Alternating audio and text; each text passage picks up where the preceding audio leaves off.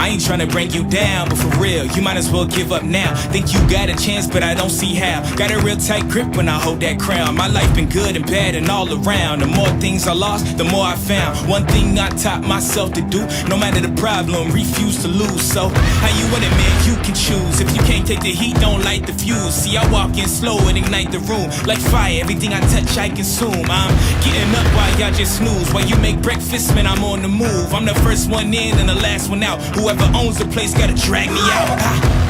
In me I trust, yeah, I smell like success, this Elon Musk, huh? Everybody wanna be like us, we don't stop, cause the top just ain't enough, huh?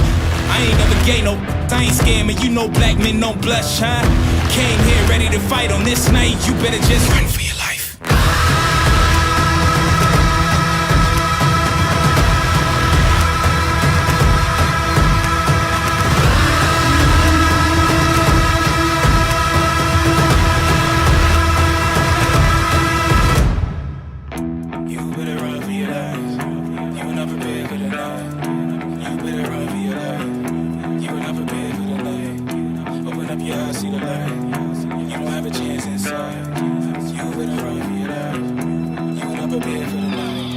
Won't you come and see what it's like, living by the rules that you write. You ain't know those lavish delights, now you ain't no back in sight. All the little lies you recite, just makes all the savage unite. Usually I'm very polite, but I'ma get savage tonight. Even when a dog being nice, every single dog gonna bite. You might think I'm wrong, but I'm right. Just let it get a strong appetite. I'ma let it breathe just a little, give it to you strong, heavy metal. I don't make a sound when I strike. You better just run for your life.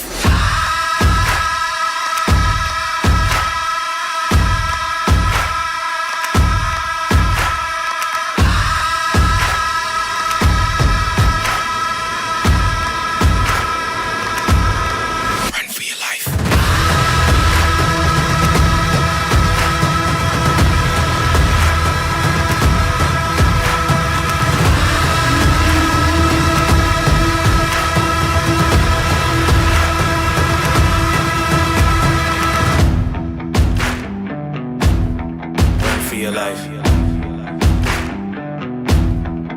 for your life.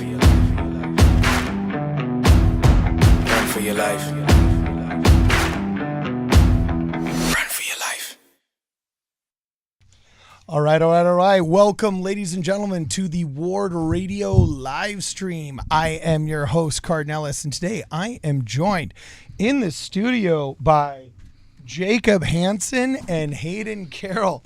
Unfortunately, I just realized that we're still waiting for our cameras to boot up here.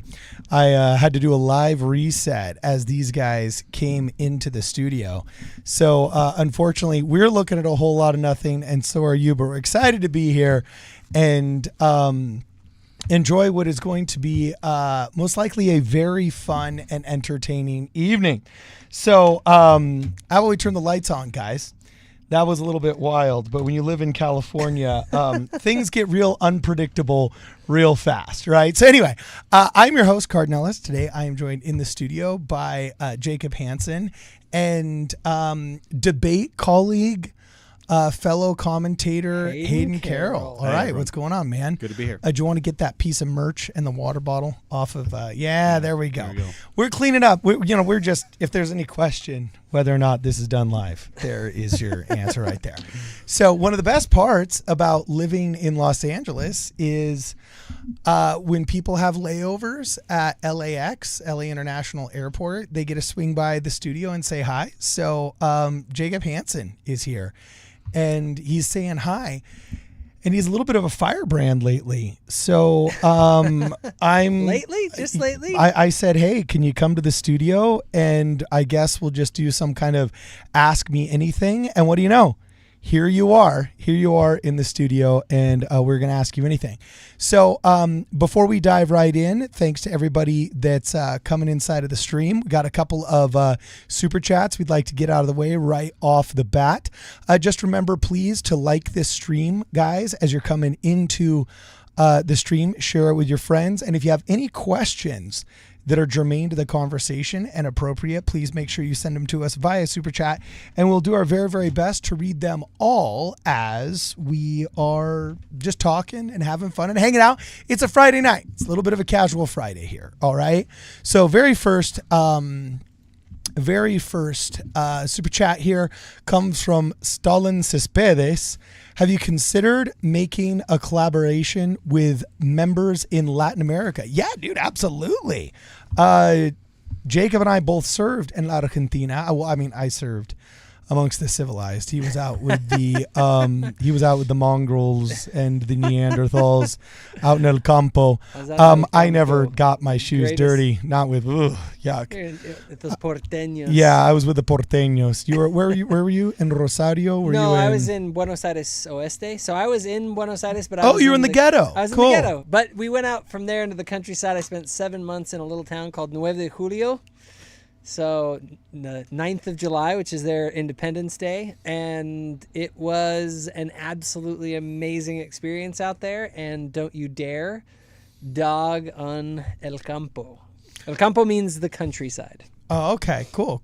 Well, bummer you couldn't grow a beard back then, dude. You would have been like legit gaucho, bro. That would have been awesome. And before we go any further, Hayden, what's your story? Who are you? Don't take too long, but just, we're not Mormon stories. We don't want some 10-hour long boring. But help us get to know you, my man. Yeah, I'm a Latter-day Saint who enjoys talking about the gospel. I've been teaching seminary for 7 years, and now helping out with the BYU Pathway Institute, which has been really fun. So those are kind of my credentials. I served a mission in the heartland of Mormonism in Salt Lake City, Utah. And so that was... Oh, but are you a Heartlander? I'm not a Heartlander. Well, he's one of those really, really pretty girls that end up going to the Salt Lake City Temple Square mission. Not quite. That's funny. We did spend a lot of time on Temple Square, but... I know why. And the sisters actually didn't like it. They didn't like us in their territory, but it was fine. It was good. That's funny. Okay, cool. And so, like, what are you doing now, man? Like, what's your thing now? Just helping out with Thoughtful Faith as much as possible. If you guys haven't seen that Sola Scriptura video that we put out, go ahead and check bomb. It was bomb. What was bomb? Have you not seen the Sola Scriptura video that we put out on my channel by Hayden? Oh, I saw the thumbnail. That was just like today or yesterday, right? Yeah, it's fairly new. Yeah, I was like, give me a minute. You know what I'm saying? But okay, what was your thesis, my man? That Sola Scriptura is a bunch of, it's wrong. Malarkey, in the words of our beloved leader, Joe Biden. Yeah, that's right. No, it was good. We went through the 5 points, basic points of Sola Scriptura, and just did a debunk video. And it was a little long. I think it came out to like 40 minutes of script, and then you added that Elder Holland bit to the end, which was awesome, by the way. But yeah, it was really good. All right, cool.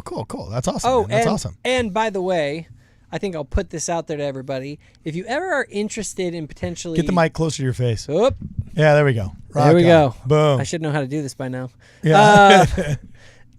If anyone is ever interested in getting involved with Thoughtful Faith, and maybe you want to do a video too where you script something and then we try and edit it and put it together on a particular topic that you're passionate about, let me know. Just so you know, though, the things that we tend to focus on my channel are the things that are more philosophical and or theological in nature. So that's kind of generally where we go on Thoughtful Faith. But today, what I was hoping that we might be able to do on this live stream for everyone who's watching is I think we should do, I usually do an Ask Me Anything once a month on my channel, but I'm going to be around, or I was coming here to Cardin's studio, and so I thought, why don't we do the Ask Me Anything with the Ward Radio audience so that they can hit me up with their questions.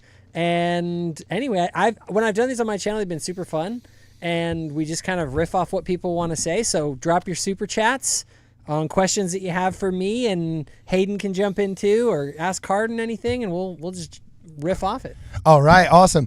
And also, do you want to flip up the blue light when you leaned your chair back behind you? Your blue lights pointed backwards on all of that really awesome and tasteful merch that you have behind you. Yeah, so if you just want to flip that up, Boom shakalaka. We'll get going. We already got super chats here. So while you're fixing that, you know what I'm saying? We'll just read a bunch of these super chats.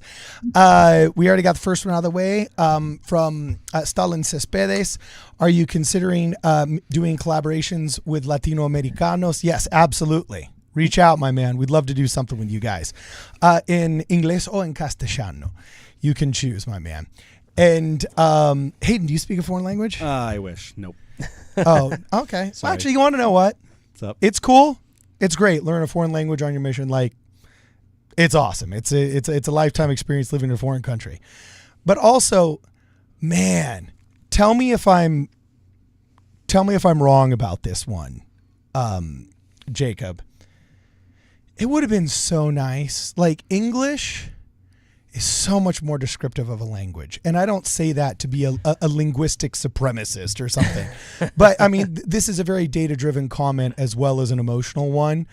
Viggo Mortensen speaks like 4 languages, and he says, like, he prefers when speaking romantically to speak in Spanish, but also there's nothing better at describing things than English. Traditionally, English is called the language of the poets because of its descriptive nature. Spanish is the language of romance. French is the language of diplomacy, and German is the language of cursing your dog. Okay, but the reason why English is so descriptive is because the average English-speaking person, I learned this when I was in college as a Spanish literature and poetry major, the average English speaker, if I remember correctly, commands a vocabulary and a daily use function of almost 13,000 words, which is more than double the next language, which I believe is French, somewhere between 5,000 and 7,000 words used on a daily basis. Spanish only uses about 2,200 words on a daily basis.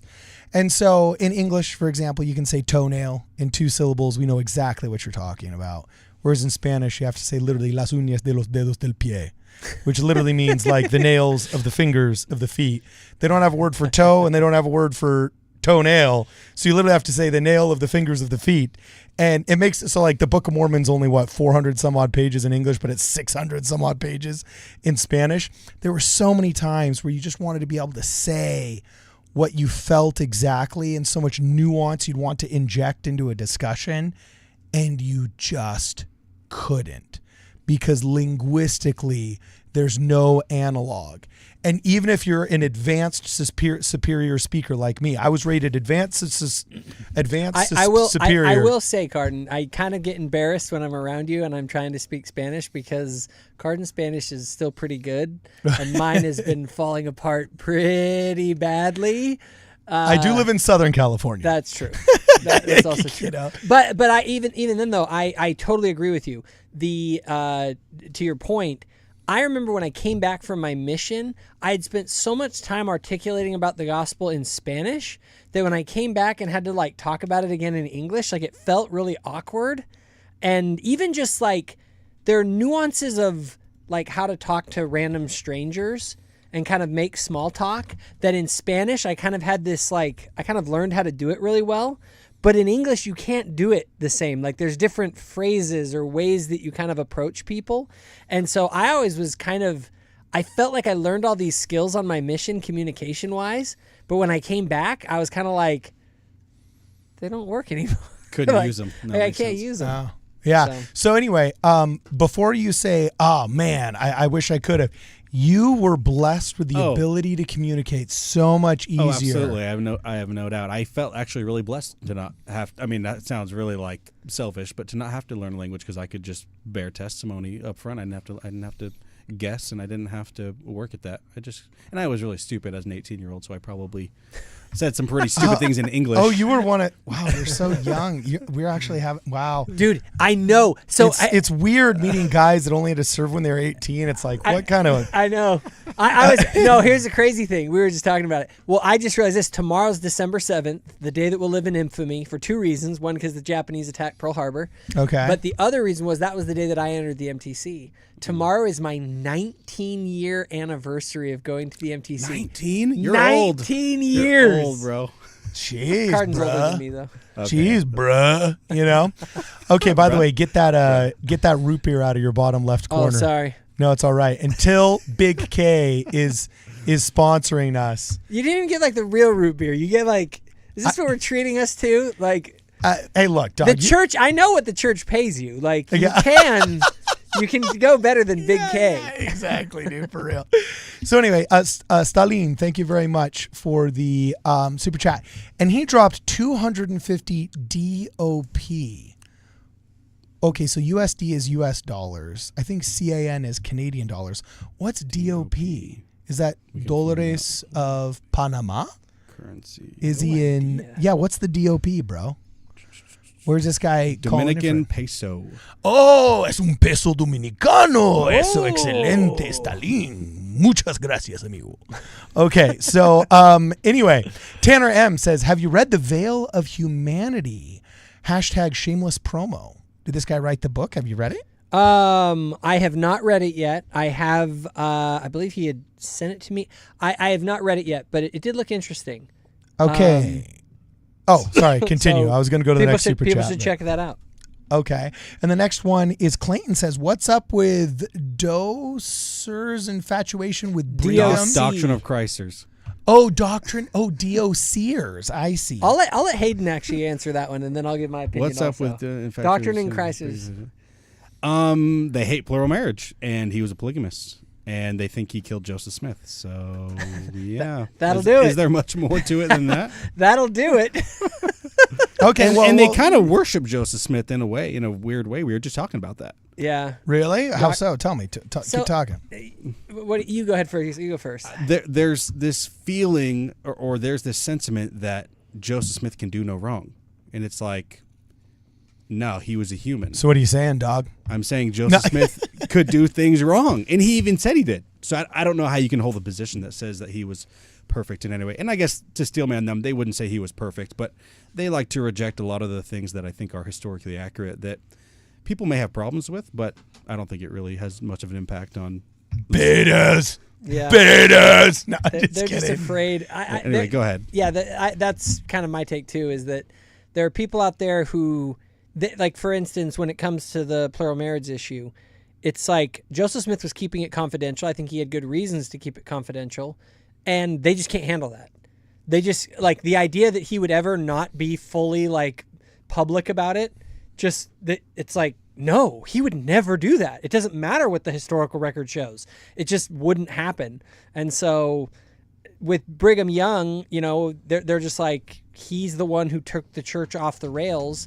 And that's the reason that the church is now apostate. It's all because of Brigham Young. Yeah, and so they would say like he systematized the temple rituals. Yeah, and he systematized the temple rituals, but at the command of Joseph. Is that not? Well, they don't believe that. See, yeah. they just discard. I mean, anything that doesn't fit. Yep. Yeah, that's basically it. So, But they beat you at wrestling, bro. it is Yeah, true. that's true. That is true. That is true. I will give it to Jacob Isbell. Everyone, just so you know, I fully admit it. Jacob Isbell, fair and square, beat me in a jiu-jitsu match, and he is a strong dude. That guy's about this tall. Is he and really? He's built like a tank, and he is strong as an ox. But this is breaking live right here. Okay. I'm currently in communications with Jacob Isbell to potentially do a rematch here in the coming months. Really? Yeah. In the studio here? I don't know. You want to set it up? We haven't found the location yet. I'm not saying I wasn't told. But yeah, we could actually. That'd be fun. It'd be fun to do that over. Do you think you could get 400 people there? That's a lot of people. I don't think so. Okay. I don't know. My thing is this. If it was in Provo, maybe. There's some people out there that have made a bigger deal out of it than I think it was.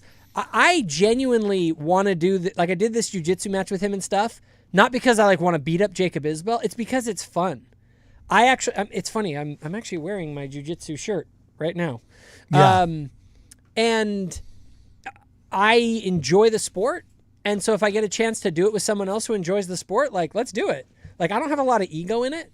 And if he beats me again, great. If he doesn't, it's given me motivation to train and to like stay in shape.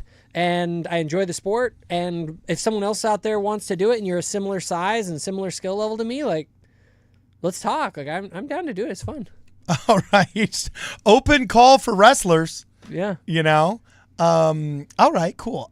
Fish for Thought says, I was born in the church, 24 years old, and have never felt brotherhood with members of my quorum. That's so frustrating. That's hard to hear. Why don't elders quorums do manly activities anymore? Ooh. I've got a video. I mean, I've got an opinion on this one, but I bet you do. So I would say a couple things. And I talked about this in my video that I did about revolutionizing the church through interest-based groups. The problem is that your average elders quorum doesn't have enough guys who share the same interests. So in order to have a great activity and like a lot of friendship and camaraderie, you have to have two things. You have to both share your values. We already have that. We do share our values with the people in our elders quorums, generally speaking. But you also need to share interests. And I don't think that we have enough people in an elders quorum who share the same interest. You know what I said? We don't have to talk about this. No, keep going. We when I joined the Freemasons when I was in college. Wait, you're a Freemason, bro? Oh, yeah. Oh, yeah. It was I have fun. so many questions. We'll talk about it. So many questions. But I always All right. said that the Freemasons, it was a small lodge in Cedar City, and wonderful guys there. But they were much more unified than my elders quorum was. And it's because they spent a lot of time together. Like, they made a priority to meet. I think they met twice a week, and they still do to this day. On top of everything else they were doing, like literally hangouts. Like, I would go. And you guys would hang out and secretly plot to take over the government? Yeah, well, I can't tell you. I can't tell you that stuff. Otherwise, I would be in trouble. No, but we would go, and literally what we would do is, we'd go into the basement of the lodge, and there's like tables, like a little cafeteria, like a little like eating area, and there's a kitchen, and they'd have the fridge full of soda and water and whatever you wanted. They would drink their coffee, and I'd just drink whatever I was drinking at the time. And we would play board games. Like, literally, I can't tell you how many games of like Stratego that I played in college, because I would go with the Freemasons and just hang out. And I felt connected to them. So I think that's what Elders Quorum needs, not necessarily board games, but spending time together. So if you're an Elders Quorum president, ask yourself, how much time are you giving your guys to spend together? What opportunities are you giving them? Well, also, does Freemasonry actually reward and promote masculinity, or does it disincentivize masculinity? Definitely promotes. It's all about, the way I like to describe Freemasonry is it's essentially the gospel for men without the promise of salvation, exaltation. They don't claim any authority, nothing like that. But it's, hey, we want to get together and build better men. That's the whole premise of the entire thing. It's let's use the tools of the stonemason for symbolic purposes to teach us how to live moral lives. Is essentially you mean the tools of the LDS Temple covenant ripped off by the Freemasons Totally, in an atrophied priesthood? The square and the compass, the trowel, the gauge. I mean, there's a lot of them. There's a few of them. Okay, so this is my supposition, and I don't do this happily. This on your screen right here, guys, is Young Women Worldwide. It's the Young Women's Worldwide's Instagram page. And look, it's lovely. They got the little logo there that's kind of like that corporate Memphis art with the cross section of the LDS logo behind it. Then they've got all the little highlight reels here, and then this nice pastiche of little slogans. And look, there's a music video, that girl in the white dress, and like, oh look, a tasteful doily with a little not a creche, what's it called, a manger on it, and then just pictures of women. Well, for Young Women Worldwide, that seems great. Okay, so this is Young Women Worldwide. This is Young Men Worldwide. Do you notice any difference? There is no freaking difference between Young Men Worldwide and Young Women Worldwide. They are unintelligibly... you cannot tell the difference. And now You're like, okay, this is Young Women Worldwide. What do they have pictures of? The young women. On Young Men Worldwide, we don't even have pictures of young men. You have young There's women. a young woman, and then there's all these pictures of these dudes in suits. Like, what is this, a prom shot? Are these guys debutantes? You know, it's Are funny. they presenting themselves for their first date to the community? Like, I'm sorry, but this is the most unmasculine thing I've ever seen in my life. Second only to their posts where we'll play the video. Do you know how many comments I got? We're going to play one. Watch, we're going to play one. Look, right here. I'm pulling it up right in front of you. I bet it's gonna be masculine and motivate me. Yeah. And it's not going to be corporate and stuffy and Oh, no. insincere feeling. You will beg for corporate and stuffy when you see this. Watch. Let's see what they got to say. Presidency, and we're standing outside of the office of President Russell. He just said, we are the Young Men's Presidency, and we're standing outside the office of Russell M. Nelson. I'm actually going to pull this up again so you guys can see it. Here we go. We're the Young Men's General Presidency, and we're standing outside of the office of President Russell M. Nelson, and we have a message for him today. Happy birthday, President Nelson! 100! Oh my gosh. Yeah. Oh my gosh. Yeah. I don't know what to say anymore. No, it's cringe. Why? It's, Why? You know, Cardin, I support my leaders. I think that's a great. I think it's a great video, and it for young women worldwide. No, it isn't even for young women. For young women. It isn't even for young women. It is so Jeez. terrible social media. You want to know the number one word of the younger generation who are on social media? It's the word cringe. Do you think that fits the definition of cringe? A bunch of older dudes shouting at a building? It was a cheerleading convention cheer. And look at these comments. It proves that we are a church that's ran by women. The most based talk we had last conference was by Emily Bell Freeman, for heaven's sakes, okay? The most masculine thing we were delivered in conference was by a woman. And now look at these comments here. All the ladies love it. LDS Prepper Girl, well, this put the biggest smile on my face.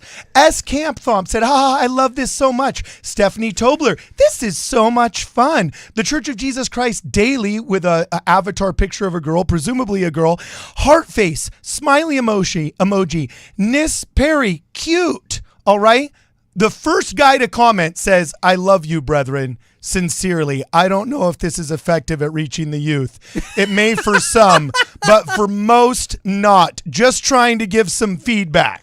Wait, was that your comment? Whose comment? No, was that? some guy named, ironically, Chad. Can you believe What that? a giga Chad. Yeah, Go but the Chad. sad thing is they don't know that. This is what they need to do, and this is probably what the Freemasons are doing. Actually, the Freemasons don't need any more masculine promotion because we've already elevated them to the role of like world dominant supervillains. So like Hollywood has done the Freemasons the biggest favor possible, okay? But the truth is, this is what you need. Brothers, I sustain you, which means I support you in spite of my disagreements with you, okay? And this is said with all of the love in my heart. Nobody loves the Church of Jesus Christ of Latter-day Saints more than I do and wants to see the young men's program succeed. This is with all the love I can muster. Please strip yourselves of your ego for just 30 seconds and listen, okay? Right now, somewhere in Zimbabwe, in Guinea-Bissau, where they just got 2 converts from the Discord missionaries, somewhere in Equatorial Guinea, there's some kid who's playing for his national team, I don't know, in track. Maybe he's the best javelin thrower that Ethiopia's ever had or whatever. He's a member of the Church of Jesus Christ of Latter-day Saints. He's going to volunteer seminary in the morning and waking up at 4:30 to go running or whatever. He is putting in the hours, putting in the work, and his discipline from seminary is helping improve his athletic performance, and he's about to represent his country. Okay? Take your camera crew or just send $100 over there. The conversion, they probably appreciate it, okay? And just have some local videographers or local photographers take a picture of them if you don't want to send your own guys, okay? But but get him staring down the barrel of the camera saying, oh, my name is the equivalent of, I don't know, Ethiopian Steve, and I wake up every morning at 4:30 to run. And at first it was hard, and it was hard to do seminary at the same time. But then I noticed that the more I did seminary and the more I read my scriptures, the more I was disciplined, the better I slept. And now it's actually helping me in my athletic performance. And I have a testimony of the importance of self-discipline. You know, he doesn't have to know everything about the gospel. He doesn't have to be the best example on the planet. He just has to be a young man somewhere in the world who has a testimony of something in the gospel, and you need to highlight it. And then, instead of shouting like an unrequited lover trying to serenade the prophet, okay, outside of the church office building and giving us this cringe, okay, just put that up there. And then guess what? There's another kid who's the nephew of the Nitro Circus people who just landed his first backflip and is going to be in the X Games. Go highlight him. There's a kid who's just learned to hit the highest E flat that a tenor can hit. So go down to El Teatro Colón in Argentina, where he is, and film him talking about how the gospel has helped him in X, Y, or Z. Go around the world as young men worldwide, your actual name insinuates, and interview the young men who are worldwide. Or you can go back to looking exactly like young women worldwide.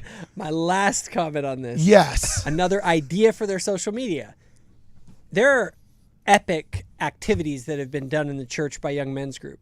Okay?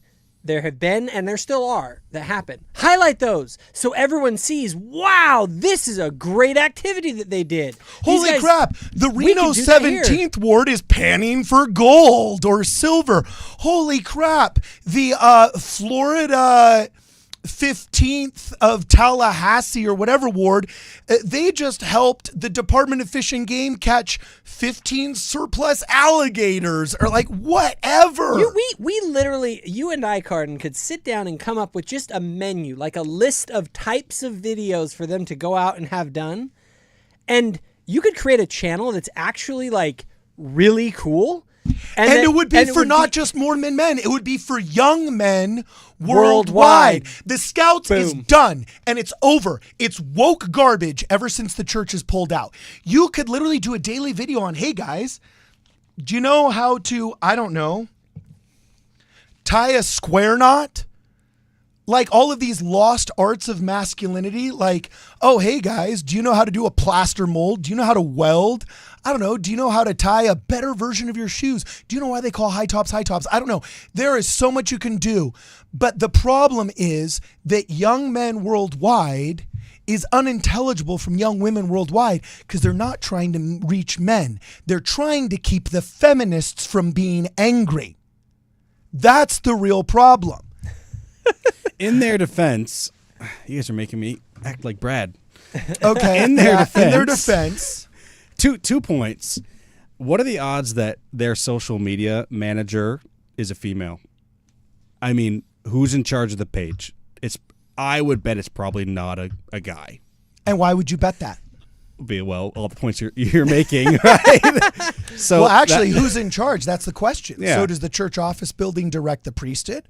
Or does the priesthood direct the church office building? We're talking about Instagram. So that was my other point. Well, because the people that are supposed to be in charge technically would be these guys that were cheerleading. My thing, yeah. I think my bigger point is even that regardless of... I were the Young Men's Presidency. Oh, what? This is the last here to one. invite you to be sure and tune in to the worldwide youth broadcast.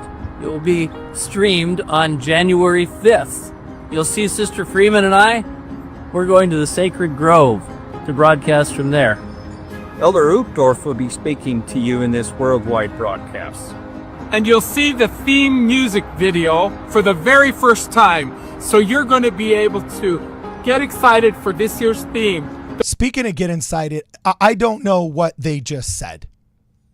What was that? We're gonna. Hey, is Instagram the new group email I now? Felt like, well, that's my thing. I felt like it was very much like, hey guys, guess what? We have another meeting that all of you young men get to go to. If you're not getting enough meetings in all of the other meetings that we go to that begin with a prayer and then do the same, ritual. He's in a pink tie. He's a grown A-man in a pink tie. Okay, let me make another proposition. Outside of Instagram, though, is the church doing anything? Because as I teach the youth every day, 5 days a week, there is tons of content that I have pulled from that is young men, reaching for the young men, and it's really good. So Instagram, I don't know, but I think the church is done an okay job. It's not horrible. I would agree. I think that we are picking on definitely a weak target here with the Instagram page. A done very by the young men. weak Yes. target. Yeah, for sure. But the church does have some good videos out there that they put out. I just think that the young men's department doesn't seem to have their social media game going on. That's true. And Carden, I know that once we get you on the topic of the church office building and things that are being done wrong, we could do the whole stream about that. I just want Parker Walbeck. Please save them. Please save them, Parker. Let's go in there. I know that they love you because you're a millionaire. We got a lot of super chats here, dude. But please save them, Parker, from themselves. All right. I hear you spent a lot of time in the church office building, which is they could use the help. Glad to hear that. So keep going. All right. We got another super chat. You want me to read it? Sure. You can read it. Joe Campbell asks for our top 5 LDS apologists. He says his are, number 1 is Boylan, Robert Boylan. Number 2 is Blake Ostler. Number 3 is Travis Anderson. And number 4 is Stephen Smoot. He doesn't have a 5th, it doesn't look like. Okay. Dang, that's a good list. That's a good list. Jacob Hansen. No. I'm not. It's funny. I would consider myself in the world of apologetics, but I always say I'm more of a communicator than a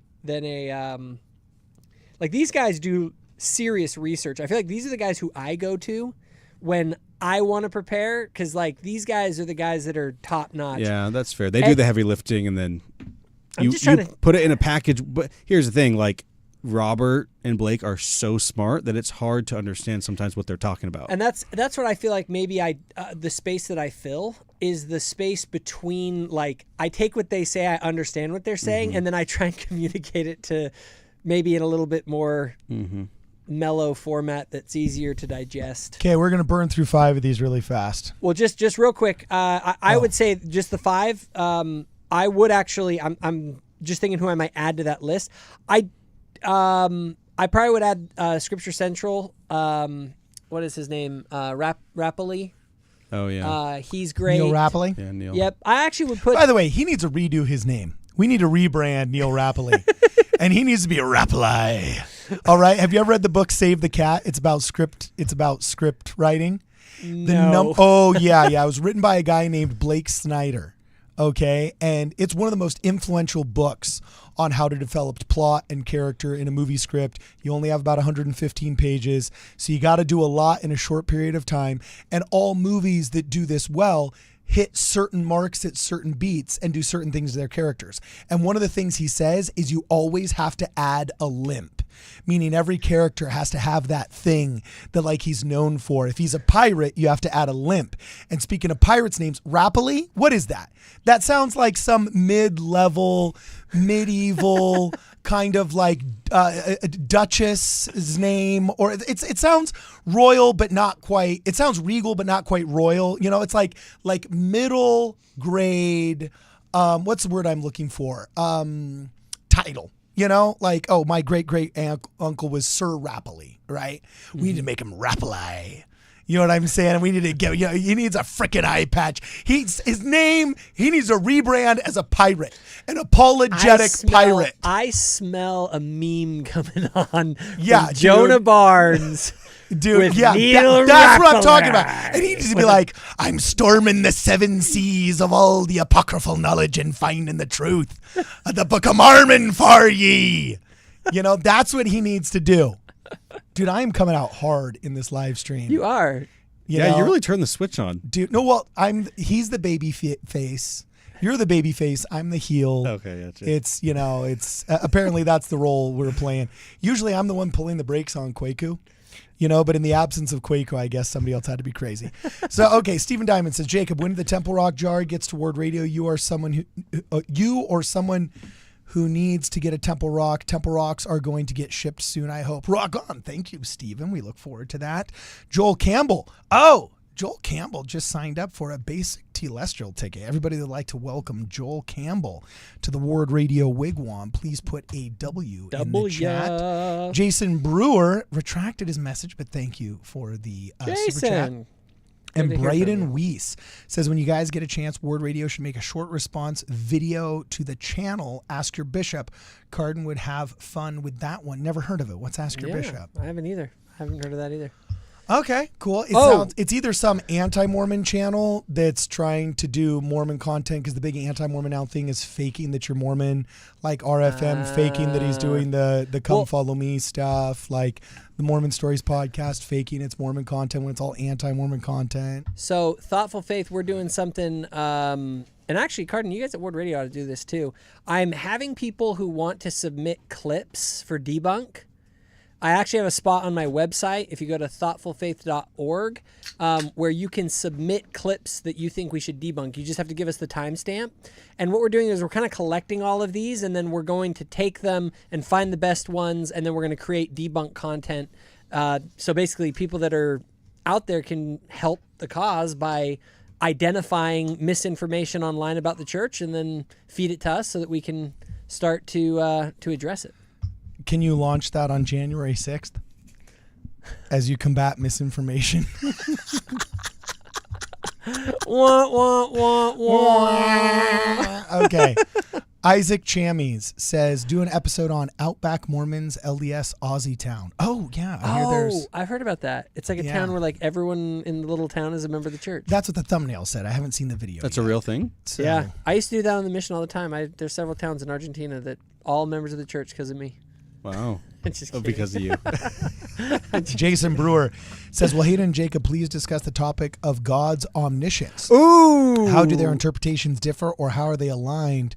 Did God know I'd ask? Says Jason He's funny Brewer. too. We actually, Jason, I want to answer this question, but we literally are going to do an episode on that on Ward Radio. So it's not Ask Me Anything. Well, you can't launch us into our... Look, I'm just wanting you to fulfill campaign I'll give a promises. spoiler. I'm right and Jacob's wrong. That's basically what you need to know. What? There's no right or wrong. Like, it's God can't know everything, or else you're a bloody Calvinist. Therefore, Okay. it has to be free agency. Okay, you guys are going to start this debate now. We're going to save the debate for the episode, but stay There's tuned no to Word debate. Radio. I'm LDS, not Calvinist. We gotta get somebody, Carden, to back up Hayden's side, because you and I are gonna be on the same side, and it'll be 2-on-1, and that'll be unfair. So we gotta find No side. else. Look, there's LDS doctrine. The only reason... George, I bet Jonah will be on his side. Jonah's a pacifist. That's like, how do you read the Book of Mormon as a pacifist? The only way you don't have agency Just kidding. is if you believe in creation. Jonah's like, oh yeah? No, just kidding. Creation ex nihilo. If we reject that, then we can accept foreknowledge and accept agency at the same time. True foreknowledge, not like God knows all the options. That's a dumb theory. We'll talk about that. Yeah, we're gonna save that. We're gonna save that one, Jason, because we have a full episode on it. So we don't want to just make it a little. Are you like trying to make here. it into one of those fake divinity schools or something? Like, Not quite. like what? BYU? No. Okay. All right.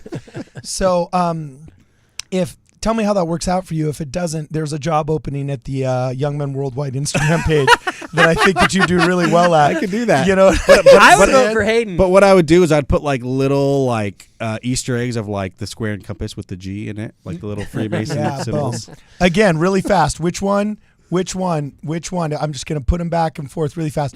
Which one is Young Men Worldwide? Which one is Young Women's Worldwide? I mean, guess what? the emblem You is can't black. tell. You can't tell. There Have we you? go. Okay, let me ask this: have you actually looked at the content other than those videos? Like, is it? No, Even though great. we have, It's horrible. We have. It's all horrible. Okay. It's all garbage. I'm not gonna I'm not. speak to it then. Don't try. Like Hayden is a big time. I showed it like- to my female family members, and they said, "Ooh, Okay, yeah, I won't. like, yeah, it's bad." It's that bad. You can use it as the like it's the poster child for like, hey, here is the exact wrong way to do this. Sure. So It's fair. Look, I'll just give you an idea. Somebody recently asked me to write a review of one of their movies. Let's just say to put it on the DVD cover as an example. I'm changing the medium and the time frame. This happened a while back. Okay, but they asked me to write what's called a blurb for the DVD, right? So it was going to print though, and it was very soon. And they said, "Can you just like say you said what I put on the back?" And they weren't Californian, but they wrote something that was like, "Cowabunga, dude! This is awesome. It's almost as cool as surfing in the morning for Dawn Patrol." And I remember just thinking, we don't talk like that. Like, you sound like a kid from Kansas City that dreams of being Californian, how he thinks they talk because he watched one episode of Ninja Turtles. You know, like it's not real, right? So it's like sometimes I think that it's people like trying to make it look like how they think they would talk. Sometimes it's like boomers trying to make content like how they think Gen Z talks, instead of just like letting Gen Z or millennials speak for themselves, because millennials are no longer the young kids on the block. But anyway, I forgot where I was going, and also my mind was trying to read the super chat simultaneously. I'm pretty sure I knew where your mind was going. It was going directly towards the church office building and the problems there. That tends to be like the next super chat. That's like the magnet that just pulls Cardin's brain. The next chat's pretty good. Okay, what is it? Hit it. You can read it. You read it. Exmo Fisherman, what advice do you have for a sinful ex-Mormon like me? Nothing. Just, you are a lost, shunned, like, What? stay away from us. No, I'd say to the sinful way to give him the clip. The sinful ex-Mormon. Well, I'm a sinful, active Latter-day Saint. So the only difference right now is the label. I always say a saint is just a sinner who's given it another try. I would ask if you guys have seen, I call it the pyramid of belief now. That's how I teach it. Is right. What's the best explanation for reality? Is it God or is it not God? Christianity, Joseph Smith, the Book of Mormon, and the modern day prophet on the top. My question for ex-Mo fisherman is, where do you stand on that pyramid? Like, do you still believe in God? Are you a Christian? Like, where did your pyramid like fall over? And that's the conversation you got to have. That's a great. By the way, it's not that his pyramid fell over. It's that his foundation was so weak he couldn't support the intellectual weight. If his foundation was, I'm just kidding. I mean, there's some truth to that. If his foundation was flipped upside down, or if the pyramid was upside down and Joseph Smith was at the bottom, and then he learned something about Joseph Smith, he's like, oh, he can't be a prophet. God's on top. God falls with it. That happens all the time. Okay, cool. So it just depends. So this is what I'll say to ex-Mo fishermen. First off, I would say, you know what, dude? I don't know. We've had a lot of people just change their profile names in order to spoof people on the show. It's probably some hyperactive guy that's just trying to get content, right? But if you indeed are an ex-Mo fisherman, I would say, dude, chill out on yourself, man.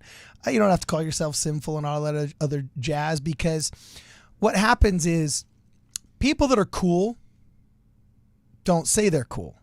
They don't think about how cool they are. They just are. And frankly, people that are concerned about doing bad things, or even have the capacity to understand sin and have a concern for it, usually are actually good people. So I wouldn't brand yourself as a sinful person. I brand yourself as a person. And as a person, an intelligence that is now made flesh, that is a child of God, I would say search for happiness, man. And I personally think that the most amount of happiness is found within the plan of happiness given to us by God. And if there's part of that plan of happiness you struggle with, whatever, welcome to the club. You want us to help you out with it, we'll help you out with it. Want your friends to help you out with it, they'll help you out with it. If you don't want to, that's cool. You seem like a cool guy, and you just super chatted our channel. So, you know, I think you're awesome. That's almost like paying tithing. I mean... A very distant second, but careful. If you start telling people they can pay their tithing to Ward Radio, we could have some problems. Wait, we could? Brothers and sisters, in the name of... This is going to get bad fast. Just kidding. So, by the way, we should just make all the endorsements to make sure to know that Hayden and myself in no way endorse the things that come out of Cardin's mouth. Oh, that's funny, man. I'm the easiest one going here. Actually, I got to tell you, ex-Mo fisherman, the other thing that comes to my mind is like, can you teach me how to fish? You know, like I do that. Actually looks kind of chill. Actually, I know I shouldn't say fish. I'm decent at shore fishing. I can at least get it out there, you know. But I would like to get I was taught how to fly fish once, and I never actually went fly fishing in a river. That's still kind of like not a bucket list item, but something I dig doing. You ever gone fly fishing, No, bro? I never have. My dad loves it, but no. I have a little bit, and I just want to. That would almost be a good Instagram post on young men worldwide if they were interested in masculinity. Well, just to show them doing fly fishing. My thing is just to spawn in kids like, hey, that looks really cool, or a young men's group that went out and did a cool fly fishing thing. So maybe on Young Men Worldwide. Oh wait, no, that's Young Women Worldwide. I couldn't tell it from All right, Young the Men magnet Worldwide. got him. It's sucking his head in. So maybe Tractor instead of beam. the It's got chick tractor music beam. video right here, maybe instead of the chick music video, Wait, this is on Young Men? that's Young Men Worldwide. I mean, Hate it. hey, I mean, it's as now, bad listen, as you think. Listen, is not, I mean, I'm not going to say anything. He's going to say young men. I'm young giving you men some are back- interested in young women, I'm right? giving you Yeah, some- that's what I was I'm but giving I you- can't, anyway. Now, it's fine cross-posting and showing, hey, look what the young women are up to and look what the young men are up to. But I just thought while you're giving your opinion, I want to give you some background music. Hayden, so here's the background music. Look, if they put a cute girl on the screen, the boys are going to like it and they're going to get more traction. Okay, if there was a cynical ploy to get more male traction by posting music videos of worthy and lovely young women, I'd be okay with it. If it were possible to tell the freaking difference between the two Instagram profiles. This is just tractor beam on Cardin's head. We get it. We understand. Okay, let's right. move on. He's defending the indefensible. Don't defend the indefensible. Hey, Stop it. bringing it up. Stop it. And then we can just Yeah, let what's it go. his next opinion? Book burning? There's times when it's appropriate and Let's necessary. go on. Right. Next super chat. Okay, next super chat. What, you don't want to get excommunicated? I just don't want to. I just want to have a live stream that isn't just whining about the church office building. Okay, cool. Let's keep going. Actually, we do have to burn through these, so I'm going to read through a bunch of them, okay? Okay. It says, Braden Weiss says, when you guys get a chance, oh, wait, no, sorry. I think we're on Cyclops. Yeah, we're on 924. Cyclops. Here we are. What do you know of the Younger Dryas impact theory? It explains scientifically how a global flood would have happened at the end of the last ice age. He's Graham Hancocking you, bro. I know, and I'm familiar with that. I've had it's been kind of hilarious, actually. I said that I'm not a hard literalist when it comes to all aspects of the flood story. And Also known as an apostate. yeah, that's basically what they've concluded. And so there's like a whole segment on Twitter that are just like raging this week over it. The Younger Dryas thing. So here's my position. Did you just say Younger Dryas? Or what's it? Isn't that what it's? Yeah, He did say it is the Younger Dryas impact. It's the Younger Dryas. Dryas. Or you can say they got chapped buttocks. All right, fine. Whatever it is, I am familiar with that theory. I actually think that it is plausible to say that may be the origin of these myths. I don't believe that impact shows a global flood. It shows a potential cataclysmic event that involved great floods, and that may be the origin of like the historical basis for the later stories that developed about that. I don't throw that out as a possibility. My take on the flood is that it is based on some sort of historical event, but that the story, because it's ancient history, these were stories that were told. And they weren't even told primarily to teach history. They were primarily told to convey a particular message about the world, about God. And so that's my view of it. It doesn't have to be that I do not believe that the Torah is written as a history or science book. It just is not that. Well, my only thing too is that I hate it when people try and conform their religious beliefs to what the flavor of the week and the most likely anti-religious flavor of the week in academia and quote science is, instead of trying to conform science to, or not conform, but trying to help science become more moral and not conform it to religion, but their tents are pointed towards Sodom, shall we say. Something that sometimes I think modern religionists forget, though, is that, okay, the early saints had a hemispheric model and they thought the narrow neck of land was Panama, and that like Zarahemla was in frickin' Detroit while the land southward Joseph was in Smith Ushuaia. can't be wrong about anything. That is what it was. Well, okay. Just like now we know that it's a limited geography model and a 3 days journey from Zarahemla to Antioch or wherever it was, okay, excludes the hemispheric model. The person talking about a worldwide flood, their world may have flooded. There could have been a limited geography model of the flood, or it could have been a cataclysmic worldwide flood. I actually think it was a worldwide flood. I'll be honest with you. I'm in that camp. But I also think that you can be an honest to goodness, faithful member that thinks, you know, hey, maybe it wasn't. Now, you probably enjoy websites like Young Women Worldwide as much as you like Young Men Worldwide. It's going to bring you back to it. The next super chat. Yeah. Yes, the next super chat does bring you back to this. Okay, what is it? What is it Please, saying? in this chat, you guys don't do this. I'll read it. I got it right here. Okay. Fish for Thought says, opinion.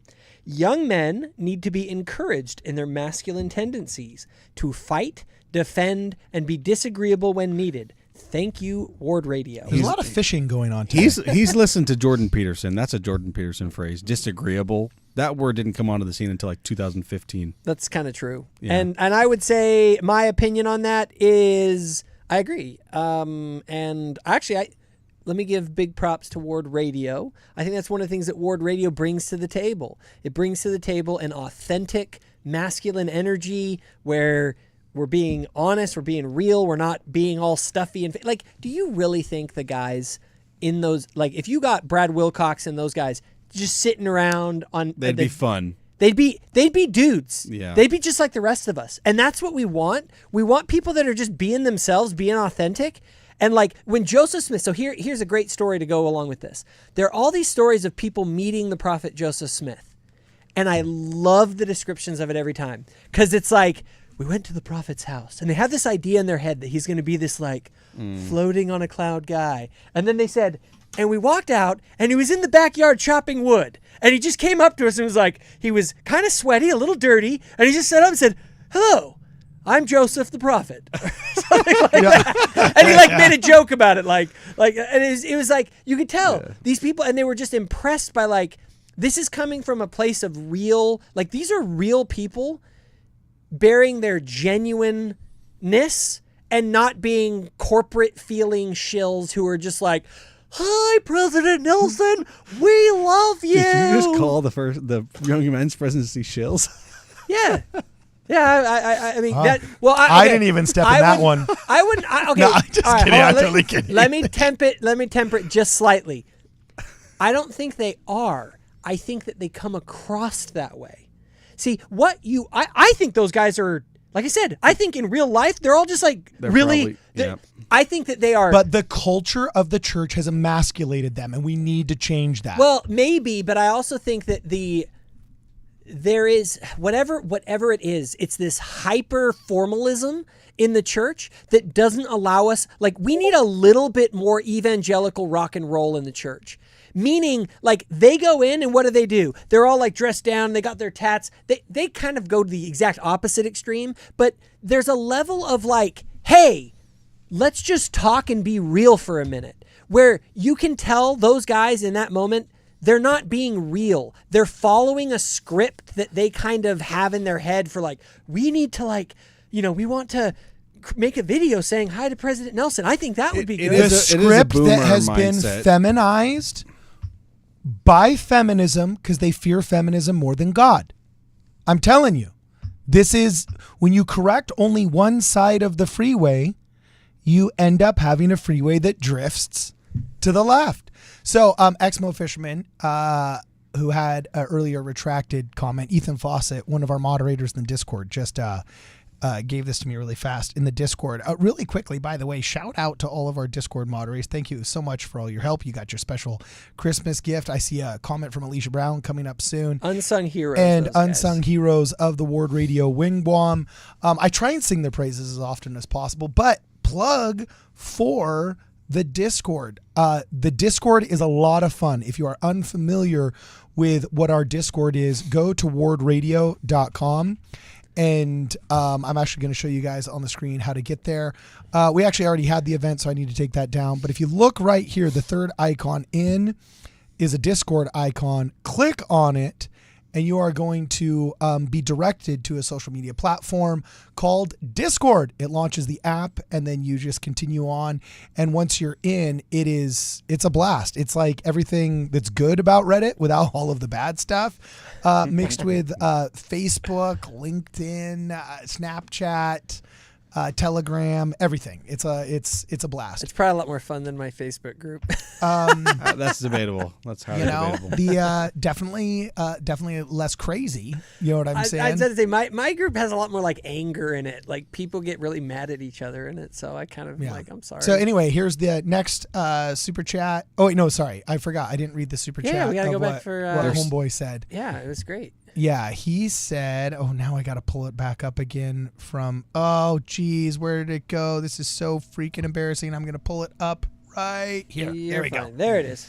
Exmo Fisherman says, very good comments. Thank you guys for spending time on my question. You aren't as scary as Exmos make you out to be. What are the Exmos saying about you? Exmos, they love me. I'm like really popular amongst them. Google our name on Ex-Mormon subreddit, bro. And it literally sounds like neo-Nazis talking about Jews. I genuinely, it's kind of funny because like they don't know me, and the way they like ramble about me, and you too, Carden, like just come. I always say like, just come talk to me, you guys. Bro, I live rent-free in their head. You live in the penthouse rent-free in their head. Dude, I'm in the basement. I'm like the janitor that welcomes you in. I'm the doorman that's like, hi, welcome to the Exmo. Hello, Mr. Hansen. Yeah, I'm a nobody to these people compared to you. You live in their freaking heads rent-free, well, dog. I appreciate that. So, no, okay. I do think, though, that... like I said, I genuinely like want to talk with them. I actually enjoy having good dialogue, and it kind of, the thing that frustrates me is when they go and talk about me, about us, about the church, but they don't talk to us, and that's just weird to me. Okay. Yeah, that's true. And also, I've actually experienced a lot of that. A lot of people say like, oh, are you a conservative channel? Jacob, compared to you, am I conservative? No. Yes, no, not at all. Well, actually, compared to you, I don't think Rod Meldrum is conservative. No, but, that's not kidding. true. I would say my political leanings, like if you're going to try and peg me politically, I would probably fall more on the libertarian side than like a traditional kind of like hard right-wing Bible thumping Christian conservative type. I'm not like a Matt Walsh. I'm more of a taxation is theft and cap libertarian that wants to like secede from the union. Politically speaking, I kind of hate the government, and I hate. So you're like Ammon Bundy trying to take over a federal building instead? The problem is he mixes that in with like Book of Mormon stuff, and so he's like, which is why it was based. I'm just kidding. So is I would say crap. What were we saying? I don't remember. What Exmos say about you guys? Oh yeah. So I don't know where I was going other than next super chat. Let's go to the next super chat. Oh no, it's about young men. Okay, hit it. So Alicia Brown, Ward Radio offshoot channel, Ward Radio Young Men, have the young men of the Discord run it, and they have tons of ideas for it. Yes, awesome. Offshoot channel? I can't think of a better idea. So that's actually a good idea. Sorry, yeah, she's suggesting that you don't have an offshoot channel that you know of. No, but that's actually a really great idea. Consider it done. Alicia Brown, boom, we're gonna do it, dude. We're gonna do it. I think that's a phenomenal idea. So let me see here. Let's keep going. Next one. What do we got here? I'm actually looking here. Okay, hold on. Actually, I'm pulling them up. Sorry, my the website crashed. I just had to reboot it really fast. That happens because here it is. Hit it. Okay. It says, I don't know why Carden is mad yet, but I can't wait to hear. Well, we know why he's mad. Let's move on to the next super chat. Next. Androgyny and social media. All right, next one. Roy Anderson, you're the man, Hayden. Pumped to see you on Ward Radio. Hey, Roy. He's a former coworker of mine. Oh, okay, cool. Yeah. So be honest, is that a euphemism for you did time together or what? Maybe. I wanna talk for a minute. I gotta give a little Hayden Carroll plug. Okay. A lot of people don't realize that Hayden has been there with me since like the beginning and is sort of the reason my channel exists. So No, it's not really like no, that. no, I'll give you more credit. I'll give you more credit than you might realize. So tell them a little bit about how. Oh, Apologia? Yeah, tell them what happened with that. Apologia has a section of their church that they call Mormon Outreach.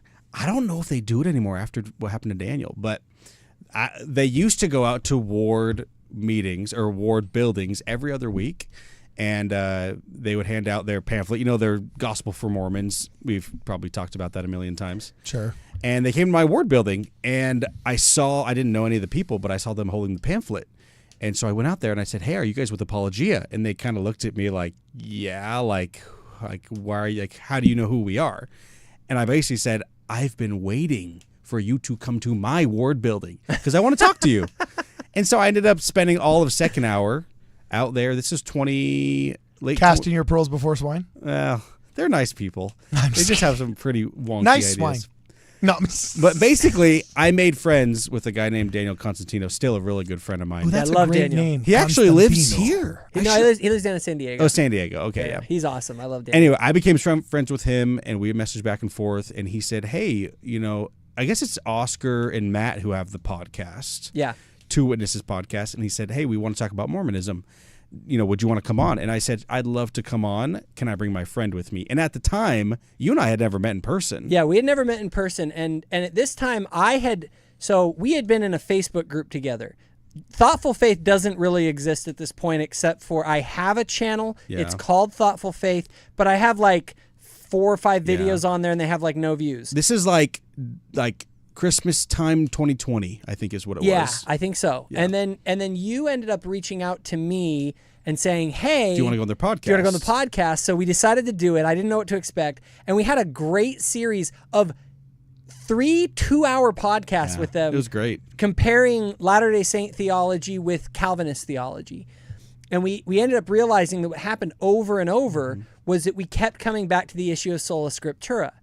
It was just, for them, it was like the Bible, the Bible, the Bible, the By Bible. the way, these are James White and Jeff Durbin's altar boys, Yeah. like deacons. They're literally like, they hold the positions. I don't know about Matt, but the younger guys Yeah, do. the other guys were, and they're studying. They're in like theological seminary, whole 9 yards. Totally. And so we ended up, they ended up saying, "Hey, do you want to do a debate?"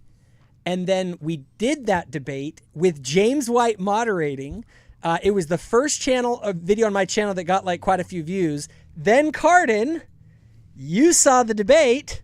Yeah. And then you called me and said, "Hey, do you want to come on the show and talk about it?" Yeah. And then we met. And then shortly after that is when I dropped the Julie Hanks video that like went viral.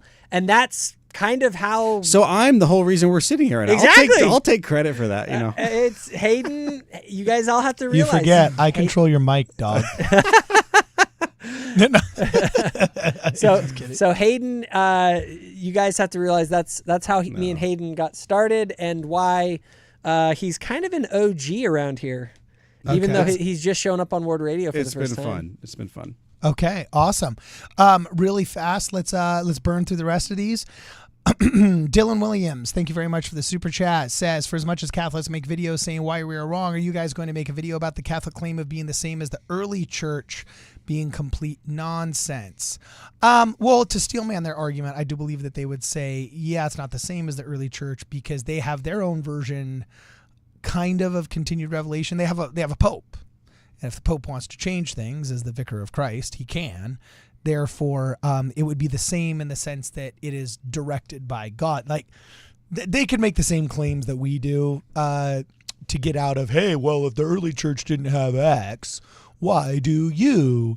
Now, this is where I think archaeology and modern historical inquiry is in our favor, because a lot of the restored gospel, especially the cosmology of Joseph Smith, the understanding of the nature of God through the revelations of Joseph Smith, is far more compatible with the beliefs of early Christians, especially before what Bart D. Ehrman calls the Proto-Orthodox Church took over somewhere in the 4th, 5th, or 6th century. So yeah, I don't know. I don't really do debunkings that hard of Catholics that much because, frankly, they don't really come after us. Yeah, that's my that thing. much. I don't think And, Catholics. Have you heard of Trent Horn? Yeah, but even Trent hasn't. They haven't come out. They've made like, okay, so they have like what, Trent and some of those guys made like what 10 videos total. Like how many evangelical? Well, also videos are they out have a there? I trust my gut on this, okay. My first reaction is this. I don't think Trent Horn would have participated in the Mountain Meadows Massacre, the Hans Mill Massacre. Okay.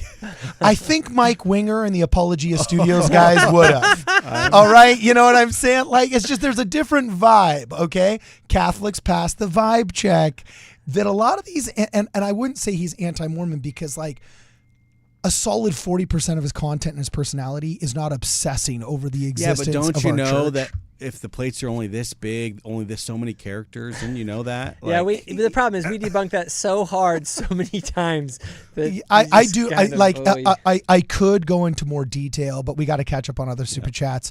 So in the absence of time and a more data-driven response, I would simply say, generally, our Catholics pass the vibe check a lot better than the other anti-Mormons. There's going to be some fighting words on this next one. Okay, what is it? Read it really fast. Further Light and Knowledge says, Travis Anderson of Missionary Discussions did a great video on Pastor Jeff with Hello Saints as a wolf in sheep's clothing.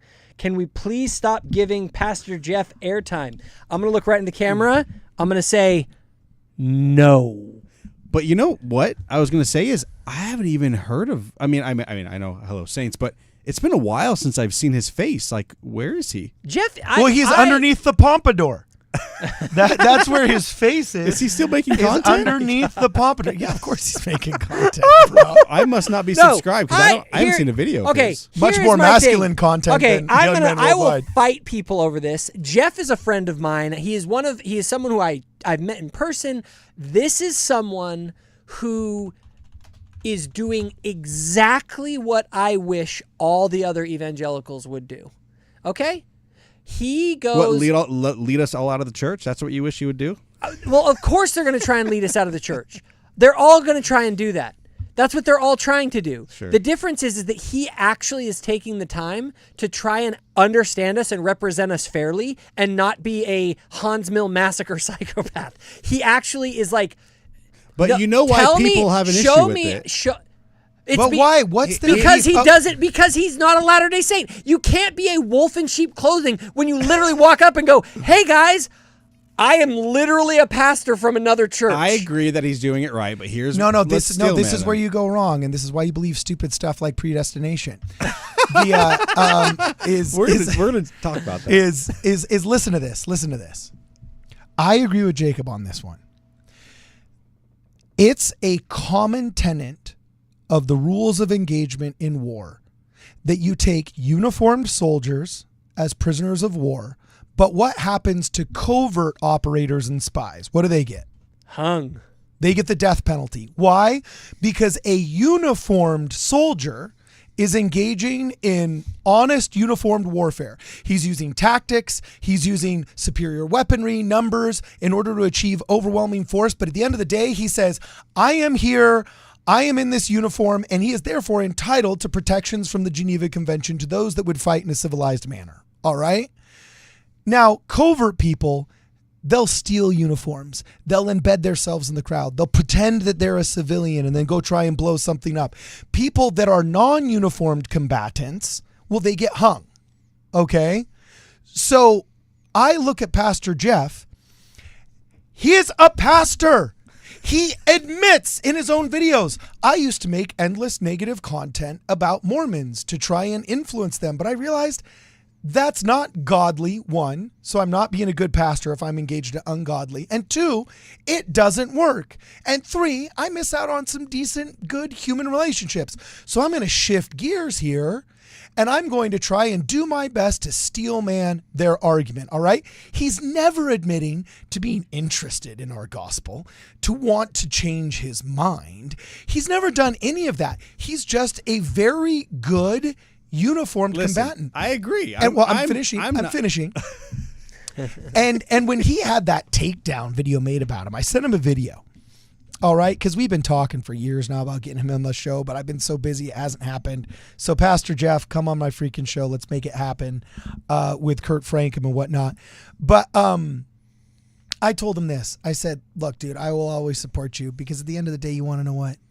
Every day there's 50 evangelicals that quit the evangelical church and they join our church. And you want to know what? Every once in a while, there's a Mormon that also quits the Mormon church and joins the evangelical church. And frankly, if one of my children were to have some kind of faith crisis in Mormonism and decide to leave, I'd rather that they left to Pastor Jeff's church, where I know that at least there's somebody that's interested in their spiritual well-being and some semblance of community to surround them, than, I don't know, the atheistic, crappy, drunken alternative that waits outside that John Dehlin offers. Thrive religion. Whatever. Like, Jeff is a step above Thrive.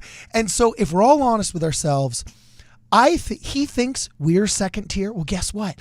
I think his doctrine's second tier also, but it's a much softer landing than the alternative down here. So let's chill out and be friends. But Mormons are so brain damaged by their persecution that they're not used to somebody being nice to them while simultaneously disagreeing with them.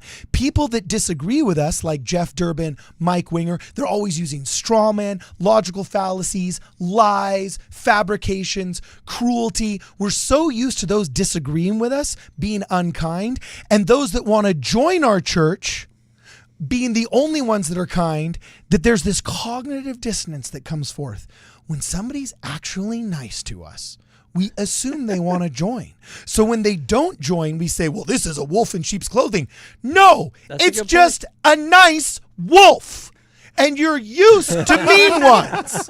So chill the F out and learn how to finish your hike without freaking out, okay, and popping off, say, we got to euthanize the wolf. No, okay? He's a good guy who's engaged in honorable uniformed warfare in the battlefield of ideas. And I'm tired of these brain-damaged Mormons that can't handle their trauma from their mission well enough that they freaking say, we got to stop giving him airtime. It's a free country. What, censorship? That's your version now? Matt Fradd just said he would burn every copy of the Book of Mormon. And we said, whoa, hold your horses, bucko. And then we say, but we'll censor Jeff. Pastor Jeff need not airtime. Yeah, I think it's good. Hayden, what are your thoughts? I have nothing to say. I think that was great. Did I beat you into submission? No, here's what I'll say. Okay. The people who think that they have this feeling about Jeff just need to go back and listen to exactly what you just said. I think that's what they need to do. Yeah. Awesome. I'm going to turn the AC Dude, on. It's getting hot in here. you just became, Cardin, I think he just became like your best friend ever. What? Hayden just was like, everyone just listen to what Cardin has to say. That's like literally what he just said. He's like, if any of you have issues, just go listen to what Cardin just said. Okay. I don't know if that was genuine or that was the most like biggest brown nose move I've ever witnessed on a public stage ever. No, that was awesome. That's exactly what I was going to say. Okay, let's hit it, man. I'm going to burn through the rest of these super chats. Un Sud, I don't know what that is, but Sud usually stands for Santos de los Últimos Días. This might be a Latino count.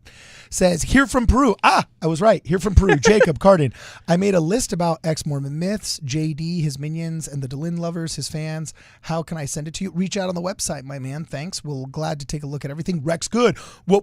You still need to get this former Scoutmaster's take on how we screwed up scouting in the church. I will gladly take it, but I have a feeling it has to do with the same train of thought that brought us what? What did it bring us, Hayden Carroll? Young feminized women worldwide. Men. Yeah, it's so hard All to tell right, the difference on we between go. the two. Next super chat. Next super chat. Next super chat. All right, here we go. The next super chat says, Joel Campbell, what do you think of Mitiga? I get an icy dark feeling listening to him. Oh, is that the Native American guy? Yeah, or so-called. All right, here's my thing. I'll just say it. I don't know a lot about the guy, but basically my, okay, you're a total false prophet psychopath alarm bells started going off. So That's I don't know him. It. I'm willing to say, hey, have him come on my show and talk about Doesn't all he this say stuff. he has like new scripture or something? Yeah, it's getting a little weird from what I've heard and seen. And so I'm kind of like, Is he a Latter-day Saint? Is he a member? I believe so. I don't know. Here's my thing. Well, let's get him on. I'm fine with him coming on, talking with me, talking with you. Again, we like to talk with people. But I'm just giving the vibe that I'm getting right now is like, nope. On I go. Okay, well, we got to burn through the rest of these super chats. I'm sorry. Chief Mitiga, you were invited on our program. Joel Campbell, Bilbo Baggins. Is this a real Bilbo? Oh my gosh. I hope so. Says, what makes any doctrine official Mormon doctrine? Is there a sort of infallible ruling, or is it all doctrine subject to change given new revelation? Wow, this is a big question. I was going to say, cue the collective witness model speech. Ready, go. No, I don't. Well, see, but no, actually. So there's two kinds of. There's doctrine and there's truth. Here's what I'm going to say. Oh, ecclesiastical. It depends on how you are defining what you mean by doctrine. I define doctrine in the following way: the official teachings of the Church of Jesus Christ of Latter-day Saints. Okay, official teachings. The official teachings of the Church of Jesus Christ of Latter-day Saints are decided by the officials who have the authority over such. If you want to know what the official doctrine of the Church of Jesus Christ of Latter-day Saints is, there are 15 dudes in Salt Lake City who have the authority to declare what the official position of the church is at any given time. Okay? That's what the official church doctrine is. Now, but is that doctrine correct? That's a different question. If you're defining doctrine as truth, what is true? That's because maybe they have doctrines that are the official positions of the church that are not true. The doctrine of the church is what the officials claim to be true. That does not necessarily mean it is true. Okay? Now, granted, I believe that they're the most reliable source for doctrine on the planet. That's the reason that I'm a Latter-day Saint. However, if you are going to judge and say, is that true? That's a different question. Now you're asking an epistemological question, not an ecclesiastical question. What is our official doctrine? That's like I'd ask the Catholics, like, what is Catholic official doctrine? Well, it's what's decided by the officials of the Catholic Church, right? But if I want to know, is that doctrine true? Then I have to use something different. That's an epistemological question. And the way I do that is with a full collective witness model, meaning intuition, reason, empirical evidence, authority, Hansen 5, whatever you guys want to call it. That is my methodology for how I go about finding what is true in the world. Okay, well, we're going to have to skip ahead to some super chats here. I just got an alert, a little tweet here from a guy on X called Guy Incognito. And he said, how many of you are asking flood questions? And we've got 600 people. Over 600 people on Twitter right now watching that want to know about flood myth questions. So we're going to feed the angry wolves some red meat Let's here. do it. Let's talk about the flood. I will say I got a text message from somebody recently. Actually, no, we're going to get through these 3 super chats and then we'll dive right into the flood myth stuff right here, because apparently you did cause a little bit of a stir this week. Oh, my gosh. And we're going to address this stir. I have a feeling there's a lot of people that absolutely love a chance to call you an apostate. And I will correct your pseudoscience and history as quickly as I can. No, I'm just kidding. Truth from Earth. So no, sorry. I'm going to burn through a bunch of these. Rex, thank you very much. So Mark the Utah says, Jacob, please address the current flood myth controversy. All right, so we will. Give us these other 3 super chats. I tried. Steak liked your video. I tried to start a Steak MC server with my 10 plus years experience. I was recreating the Book of Mormon in a multiplayer MC RPG service, but legal got in the way. Sad. Yeah, anything good goes to die in the church office building. We have reverse of the Peter principle. We have the middle speed bump principle. Our advanced leadership, the 12 and the Q3 are actually very, very knowledgeable and far more in the know. Bishops and stake presidents and young men's leaders and Relief Society leaders and young women's leaders, they're very, very in the know.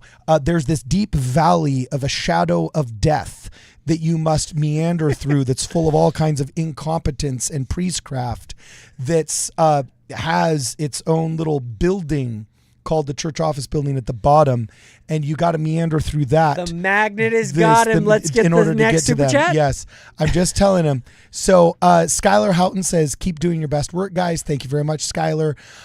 Michael Taylor says, if you have a random sample of 1,000 people, how many do you think will go to the celestial kingdom, terrestrial kingdom, and telestial kingdom? So really quick, your percentages, my man. Oh, shoot. What the heck? I have no idea even where to start with that. I could tell you right now, I literally think it's going to be 99.5 and 0.5. I think I agree with Joseph Smith. I think it's going to be 99% in telestial. Oh, that's interesting because that goes against, similar to your predeterminist views, against what Joseph Smith said, where he said never underestimate the goodness of your neighbor and that it would surprise people how many folks make it to the celestial kingdom. Okay. And how about the words of Jesus Christ where he said, many there are who go into the path that leads to destruction, but narrow and few are those who find eternal life. You going to believe Jesus or Joseph Smith? Oh, really? So now you're a Doctrine of Christ guy, huh? So now you're a Doctrine of Christ guy, huh? Doctrine of Christ. All right, anyway. Okay, so anyway, when you're done mixing the doctrines of men with Scripture, we'll get to the next super chat. All right. Brigham Young something says, aside from Jordan Peterson, who is your favorite philosopher and great thinker that isn't a member of the church? Love both your shows. Keep up the great work. So, who's your favorite thinker besides Jordan Peterson? Shoot, man, that's Thomas a tough Sowell. one. Moving on. No, Thomas Sowell is excellent, but he's more sociopolitical. I would go probably Ronald Reagan. C.S. Lewis, probably. Can't go wrong with C.S. Lewis. He's fantastic, especially his book. Just a quick book plug on that. His best work isn't even Mere Christianity. It's The Abolition of Man. That book, when you actually understand it, I read a book called Understanding the Abolition of Man. It's like a commentary on the book. And when I read it, I never realized how profound that book was until I read that. So I would probably go with C.S. Lewis, and specifically that book is up there super high. There are a bunch of other ones that are really good, though, so that's a tough question to answer. Okay, so here's the last ones I see on my screen. Scriptures tell of dragons, giants, flaming swords, secret ciphers, space travel, extinctions, firestorms, a global flood. Watering this down is forfeiting masculinity. Tell the real stories like a Chad. So why did you forsake the goodness of the gospel and the truth of the worldwide flood in order to pursue a Dan McClellan version of the gospel that's watered down by beta science? You guys could I'll tell you why. It's the collective witness model. Okay, so explain your heresy. I mean, explain your incompetent. Okay. Explain your apostasy. Okay, so here's this very simple thing. So if it with a collective, okay, I have to do a quick differentiation because when I talk about the collective witness model, if I'm talking about church doctrine and what is doctrine in the church, what is authoritative within the church, I utilize the collective witness of the scriptures, essentially, like the authoritative claims of the church, right? But that's not the same thing as, if I'm asking the deeper question, what is true? Okay, when you're asking, was there a global flood? Okay, you are asking a historical question, a scientific question. Okay, like the same scientist that said 2 weeks to stop the spread and 6 feet social distancing. I'm not talking about scientists. Oh, okay. I'm talking about a scientific question.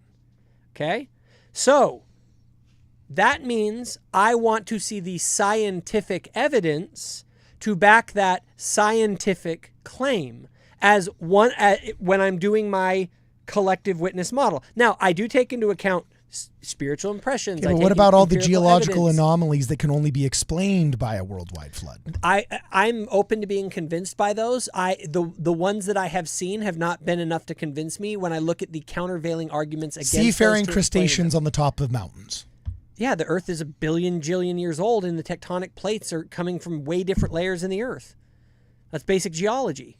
So, like in the tops of the Himalayas. The tops of the Himalayas can very easily be explained as deeper levels of crusts in the Earth. Can it be very easily, or have you just adopted the language of your scientific accusers who think that these explanations are so easy when in reality they're not? If the Earth is indeed billions of years old, let's just use the logic on this one. Let's just run the argument. By the way, do you realize how crazy it sounds to say billions of years? It's like Donald Trump mixed with Newtonian mechanics.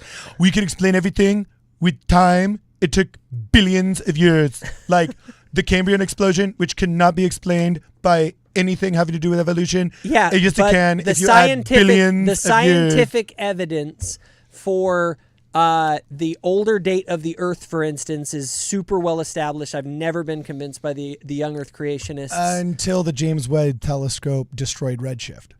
Yeah, no, that doesn't change the age of the Earth or carbon dating or other types of dating. How do you carbon date stones? Let's go real quick. He doesn't know. If- He doesn't know. If we, So I'm trying to show you that it's like I have.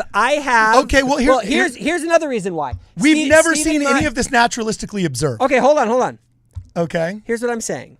Okay, first of all, if you get a Christian scientist like, here's my question: why do you think that somebody like Stephen Meyer believes the Earth is like billions of years old?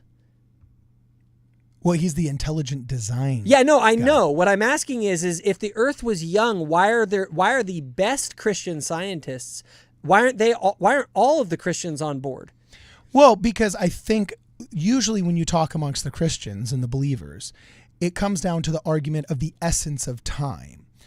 If God created the heavens and the earth, a lot of people say he's there Stephen Meyer. Hold on, I'm answering your question. Go ahead. He says God is outside and greater than time. If time is a fourth dimension and a fifth dimensional being is manipulating it, then there's two ways that people can address the essence of time. One, that it's manipulable by God. Within a minute, he can do 1 billion years worth of work on us. So what would appear like 1 billion years to us is really just a minute to him, which would be consistent with scripture. Or that he created time as part of the fall, as the diaper that man could sin in. Now you're sounding like a Calvinist. Yeah, over okay. here. I was gonna say. With God Well, outside you of time. asked for the Christian answers. I'm not saying this is my answer. I'm steel-manning the Christians. All right. And I would never descend so low as to be an actual predeterminist. Like, I mean, it might as well. Hold on, Carden. I'm gonna tell you right now. Here's the issue. The thing is that if there was good evidence you want to know why Stephen Meyer doesn't believe that the Earth is younger? It's because he's looked at the evidence along with the other really great Christian scientists. So what evidence? And they recognize it.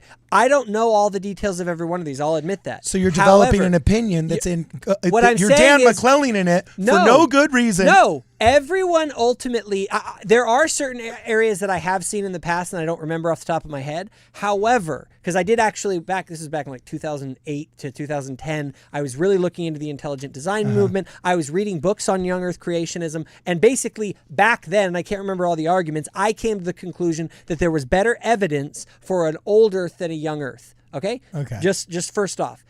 And notice, I'm looking at the scientific arguments being made and I'm evaluating them. But I am also looking at the incentive structures. You're right. Somebody like an atheist, they have a bias. So does... And they could never say other than religionists are stupid. Yes. Or they won't be able to publish. But here's the thing. You have people like Stephen Meyer who are perfectly fine to give the middle finger to if people are wrong, but he's also the one, and a bunch of others, by the way. The young earth creationism amongst Christian scientists is a fringe minority opinion amongst the top tier Christian scientists that are out there. And I don't think that those Christian scientists are all compromised and unwilling to take on the Are you establishment. dogging on my boys, the catastrophists, as fringe? If he's a young earth creationist, yes. Might as well call them insurrectionists. Young earth creationism is a fringe Looney Tune theory that has no basis in real science. Also known as true Christians. Okay? So moving on to the next. Now, hold on. Last one. So, you asked specifically, how could these things end up at the top of the Himalayas? Well, if the Earth is that old, do you, Carden, believe that Mount Everest is getting bigger every year? Do I believe that Mount Everest is getting bigger every day? I believe it grows by 2 inches per year. Okay, correct? now let's extrapolate out billions of years. All of a sudden... Well, that's assuming that it's growing at the same rate now that it would have in the past. It's just, even if it's growing at all, what it says is that these mountains actually get bigger or smaller over time. But if you measure a child, he's going to grow a lot more in his younger years than he Okay, does in his what older I'm years. saying is that the entire face of the Earth will alter and change in all sorts of ways over that time period. We know it's not that hard. Premise then one... if it changes so much, why do we give so much credence to all the scientists that say, no, we know exactly how it's been for billions of years?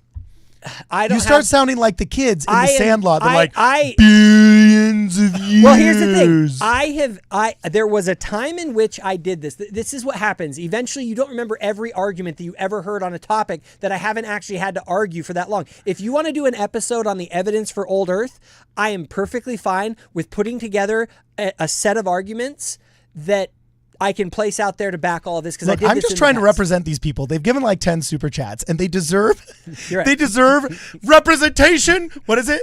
No taxation without representation. Okay, so The thing is when I am evaluating, it all comes, the step back from it. Okay, this is the difference. For them, if the Bible says it, it's true.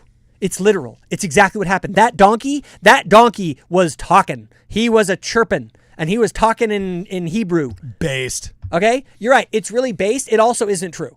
Okay, now the thing is that because when you understand even what the scriptures are, I think you just earned your appearance on the Mormon Stories podcast back. Great, wonderful. Here, let me throw this one at you. Okay, we actually have studied ancient texts all around the world. How many of those texts give a literal scientific history of the events that they described? I'm not talking about the scriptures. I'm talking about ancient documents from, let's say, pre 300 BC. Pre-Herodotus, who's considered the father of history. Right. And so Go back in time. You're making the essence of history argument, which is Jordan Peterson's argument. No, I'm making the argument that literally, if you found a document that gave a literalistic history of its past, you would have something that is totally unlike literally any other ancient document ever found. Okay? Now. Yeah.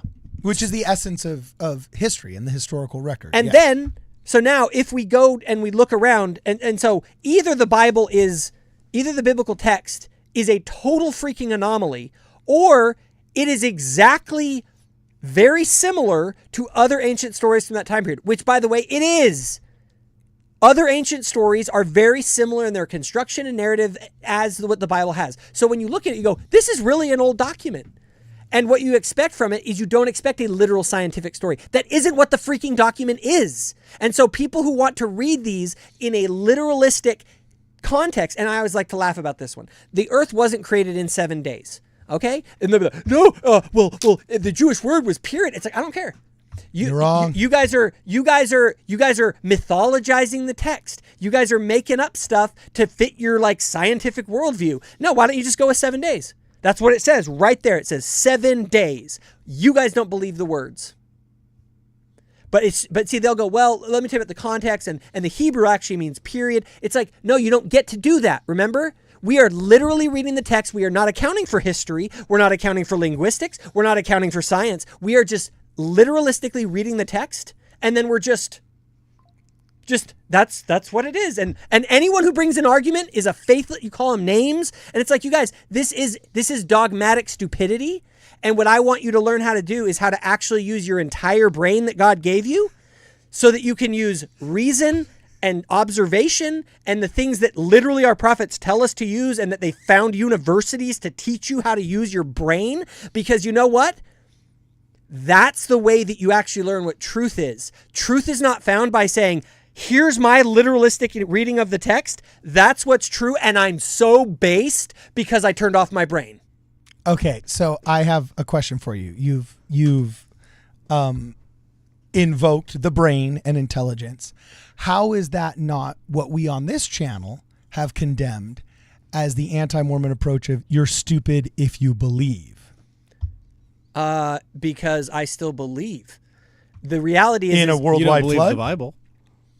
I don't have to believe in the worldwide flood. It's like, why would I have to believe that? So you're picking and choosing your temple recommend questions? No, I'm picking it. I'm following the truth.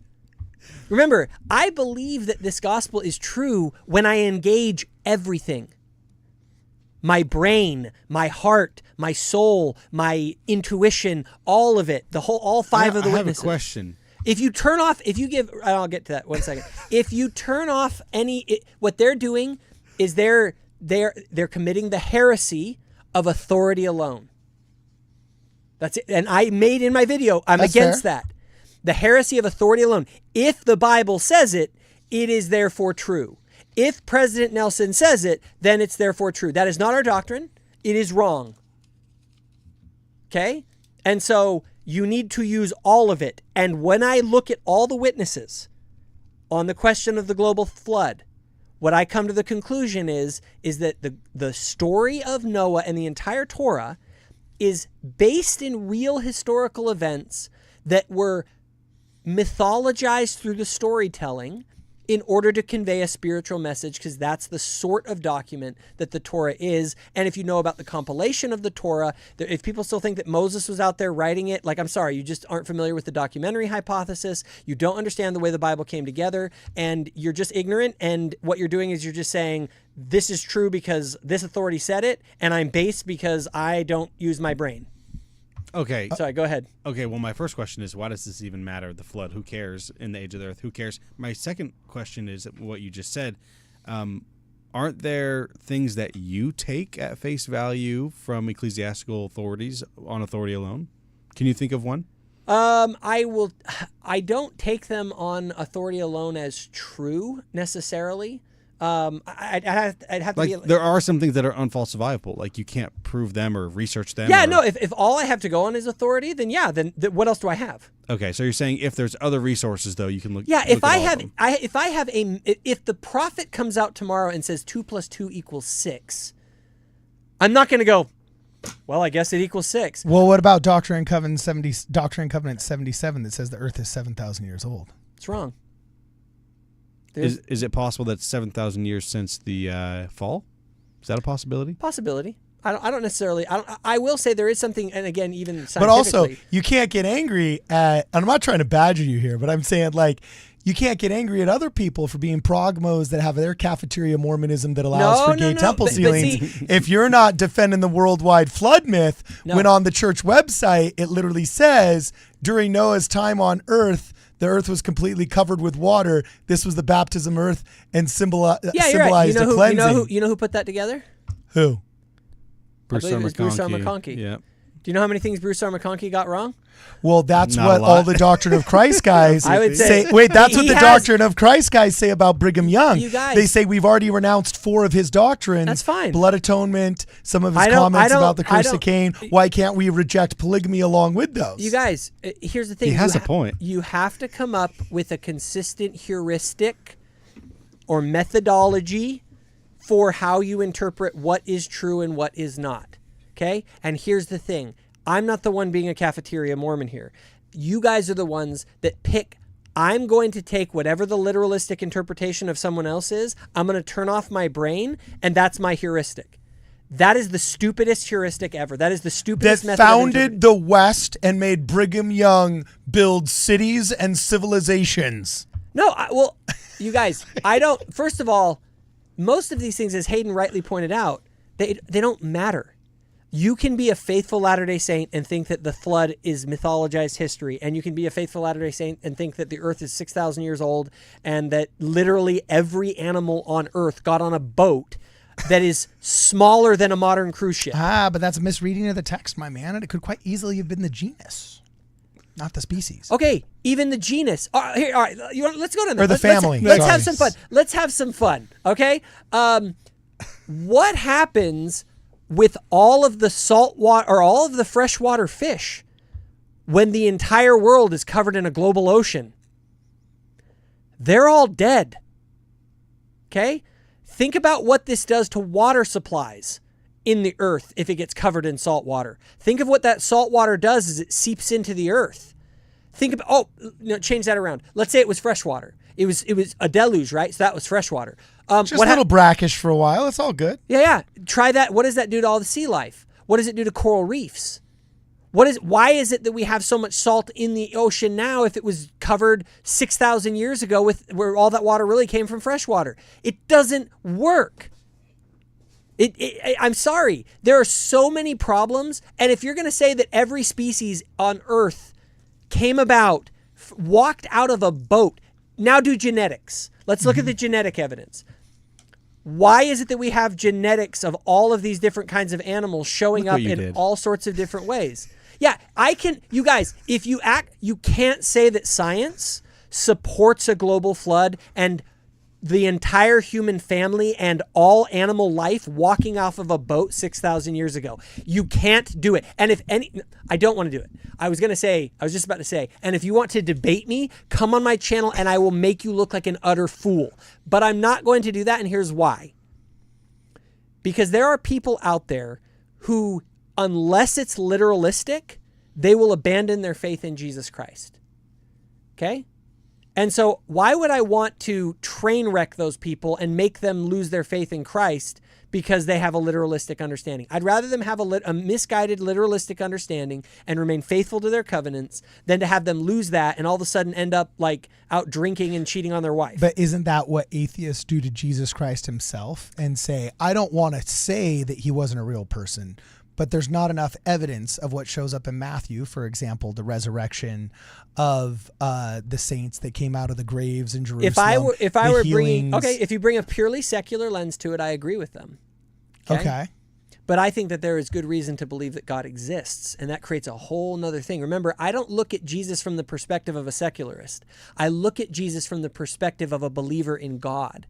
I'm searching for God. Jesus is the answer to this question. Where is God in the world?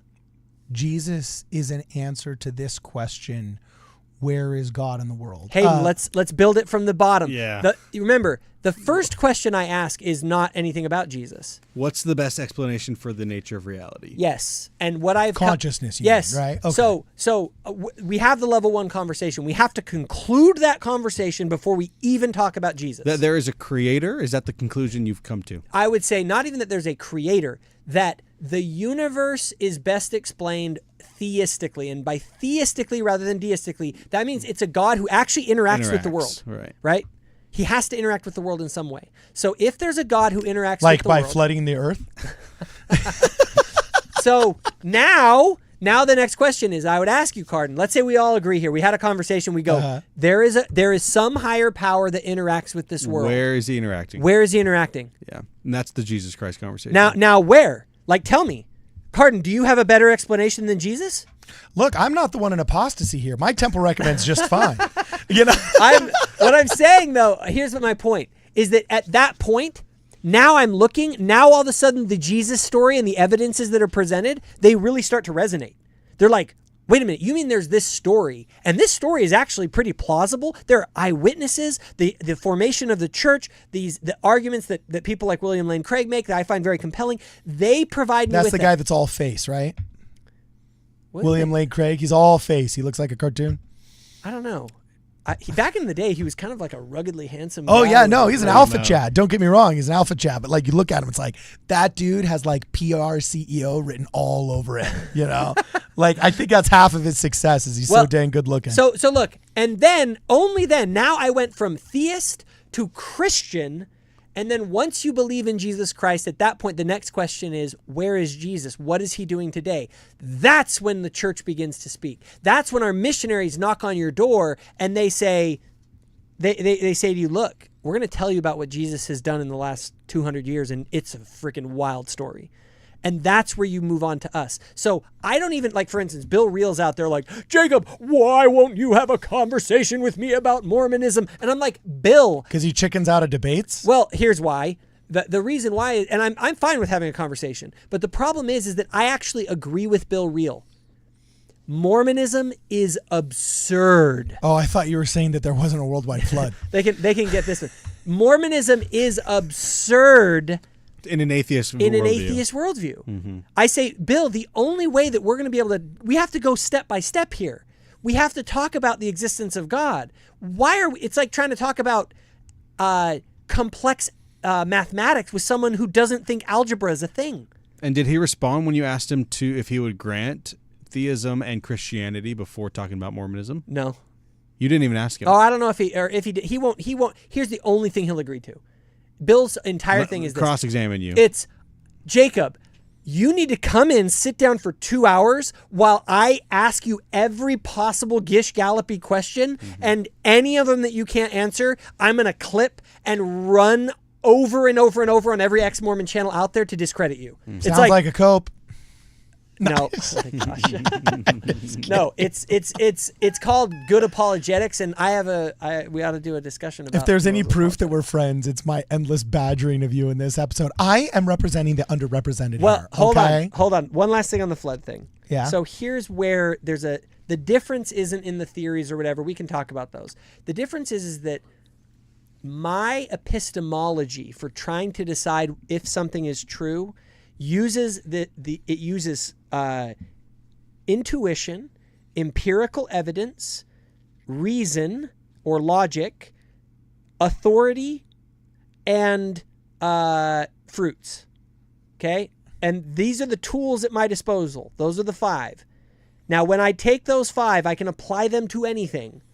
If I apply them to the story of Noah's flood, which is a historical question, the mathematics, the logic of every animal on earth doesn't work. The genetic evidence doesn't work. And so what happens is I'm stuck. I go, look, does that mean that I can't trust this book in any way? Or can I reconcile this? And it's very easy to reconcile. With the Hansen 5 model, and we got a video on it, baby. And which we got to revisit, by the way. We got to revisit that one and do it all over again because that was done in the Midnight Mormons days. Now, really fast, I'm just going to give a shout out to some of the people that have asked us a couple of questions here on X. Michael Mackley says, Cardinal, let's get Dean Sessions and Jacob together to talk about the flood. Dean Sessions has an open invite on this show, and you can look at an interesting interview I did with him on the universal model, which does indeed explain the worldwide flood. I want to let me make a quick comment on in that. our members only section of the website. He's an expert on the flood, correct? On a global early flood. Here's the thing. I would love to do that, but here's what I would like to do. I'd like to if you host it here, whatever. I want to do it as a discussion where you have someone who has an equal level of expertise on the other side, so we can have both sides making their case to me or to you. So it's not a one-sided where I cherry pick evidence and then I just talk about that. And guess what? You can go watch young Earth creationist debates, and I'll tell you they don't end well. Okay. Now, just really fast here, I'm going to burn through like 10 other super chats, and I'm going to get to Porch Time, who's just super chatted us. And I will say that in the next minute, we allow gotcha questions. As long as they're appropriate, there's no swearing, no links to bad websites or anything like that. We allow gotcha questions here on in the Ward Radio Wigwam.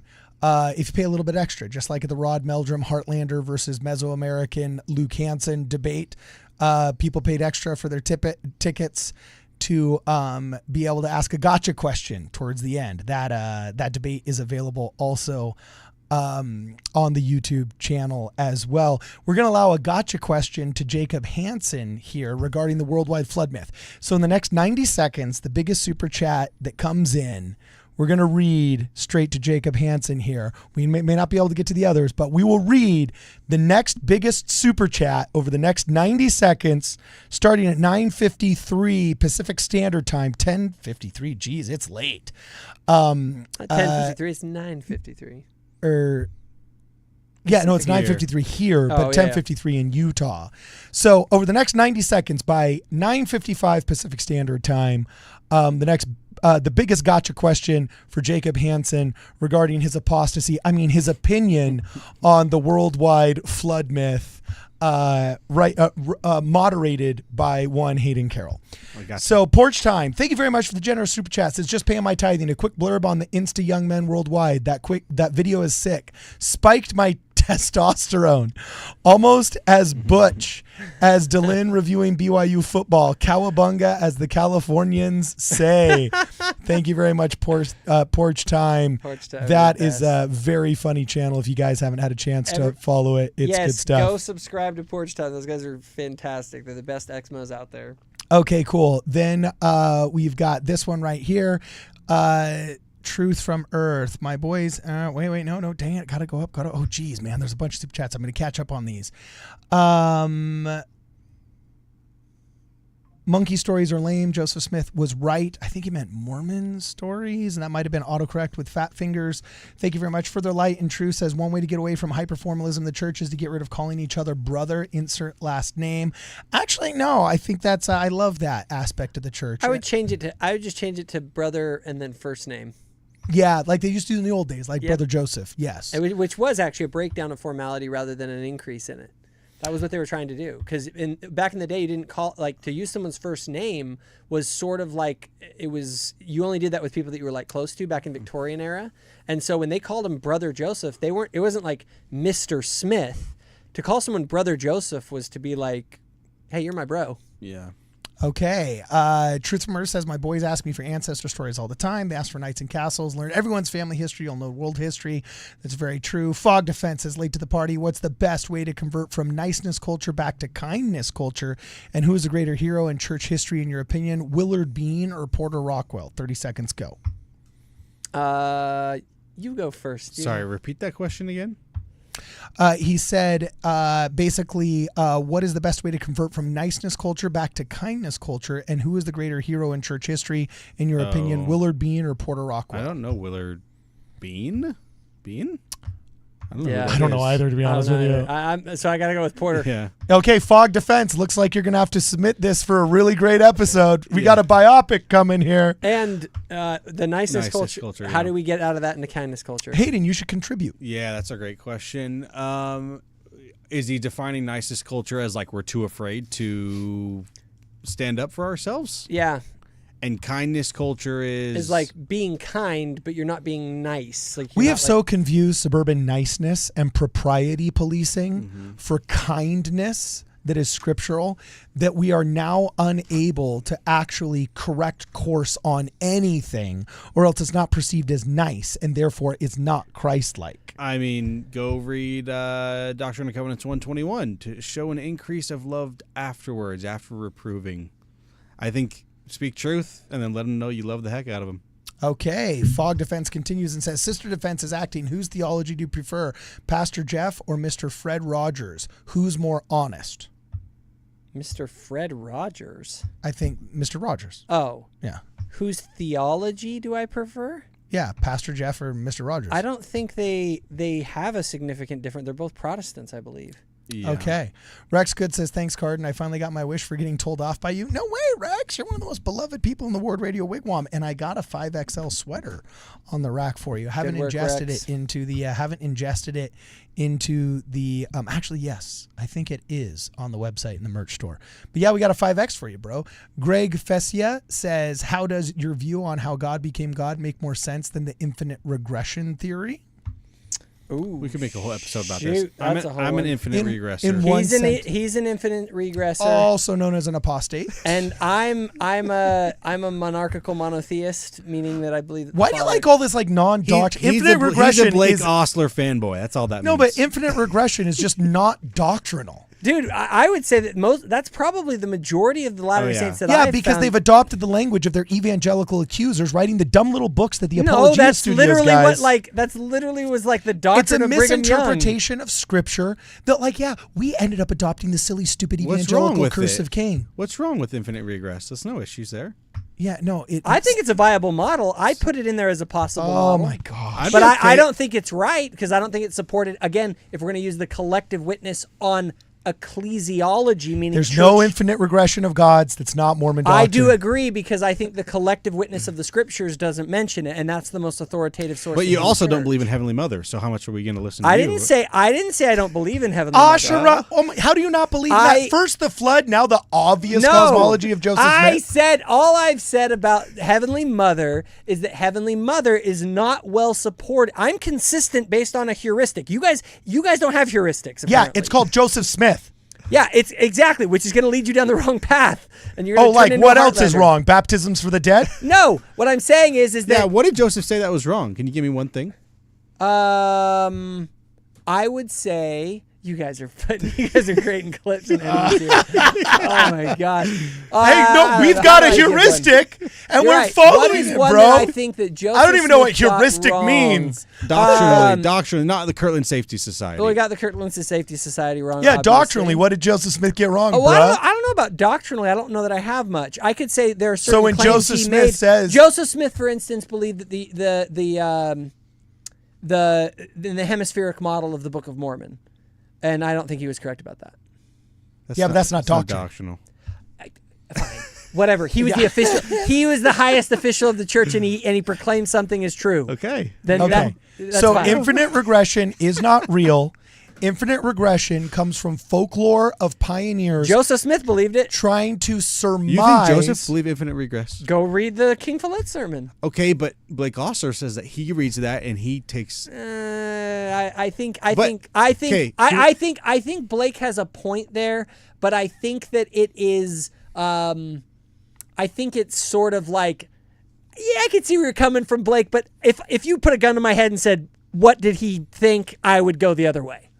By the way, at 1 minute and 59 seconds was a great, 1 hour, 59 minutes and then 45 seconds. Great clip. You pointing to the sky was a great thumbnail. I'm actually going to, I thought you were going to say you were going to clip the you one know? where Jacob couldn't give us an answer. I'm going to get the crap clipped out of me in this. Yeah, no, it's all good. You saying Joseph Smith got a lot wrong, and then dude, the Expos are going to take that and run with it. Yeah. I got some clips out of this one. So man, I shouldn't have come tonight. It's good. No, I'm just kidding. So, infinite regression of gods comes from suppositions made by pioneers around campfires as they were wrestling with the gravity of the beautiful revelations of the cosmology of Joseph Smith. It is not doctrinal, but you mean when they read the King Follett Discourse, which basically says it? Basically says it, shows exactly how this folklore developed. And is not doctrinal. Also, people say the same thing that God Joseph Fielding Smith. Wait a minute, but you literally have as God is, as man is, God once was. How do you explain that? As God is now. Okay, there's an entire fair article written on this. That is him quoting poetry, saying, "As man is now, God once was," which is the epitome of the condescension of God when Jesus became flesh.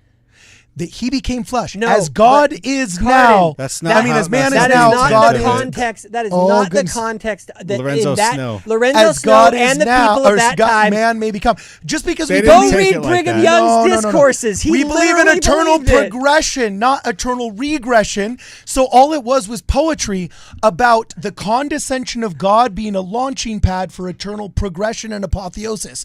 It was not us turning around and saying the pyramid therefore must logically go infinitely backwards. That was a supposition of all the pioneers. Do you think God the Father had to learn how to become a god?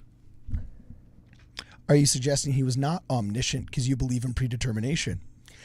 Hold on. Oh, hold on to what? My heuristic that is consistent? You didn't answer my question. Oh, you're right, I didn't, because your entire premise shows that you don't believe that. I don't believe the folklore of the pioneers. I believe the doctrine of Joseph Smith. I do think that Hayden does have a big problem in the sense that you cannot reconcile a timeless God with a God who became God and infinite regress. You can. This is going to make me sound really weird. I don't know anything about this. What about time travel? If God can go at a certain speed, okay. All right. I don't know anything about this. Let's save this. We'll save this for that. That's a whole debate we're going to have. That's How am I overtly dunking on the crappy website that Young Men Worldwide made, the least apostate person in this freaking conversation? I mean, you're in a bishopric and you believe in weird stuff. I was like in a bishopric infinite at one regression of God. I'm a seminary teacher. And you're a seminary teacher. We both are seminary teachers.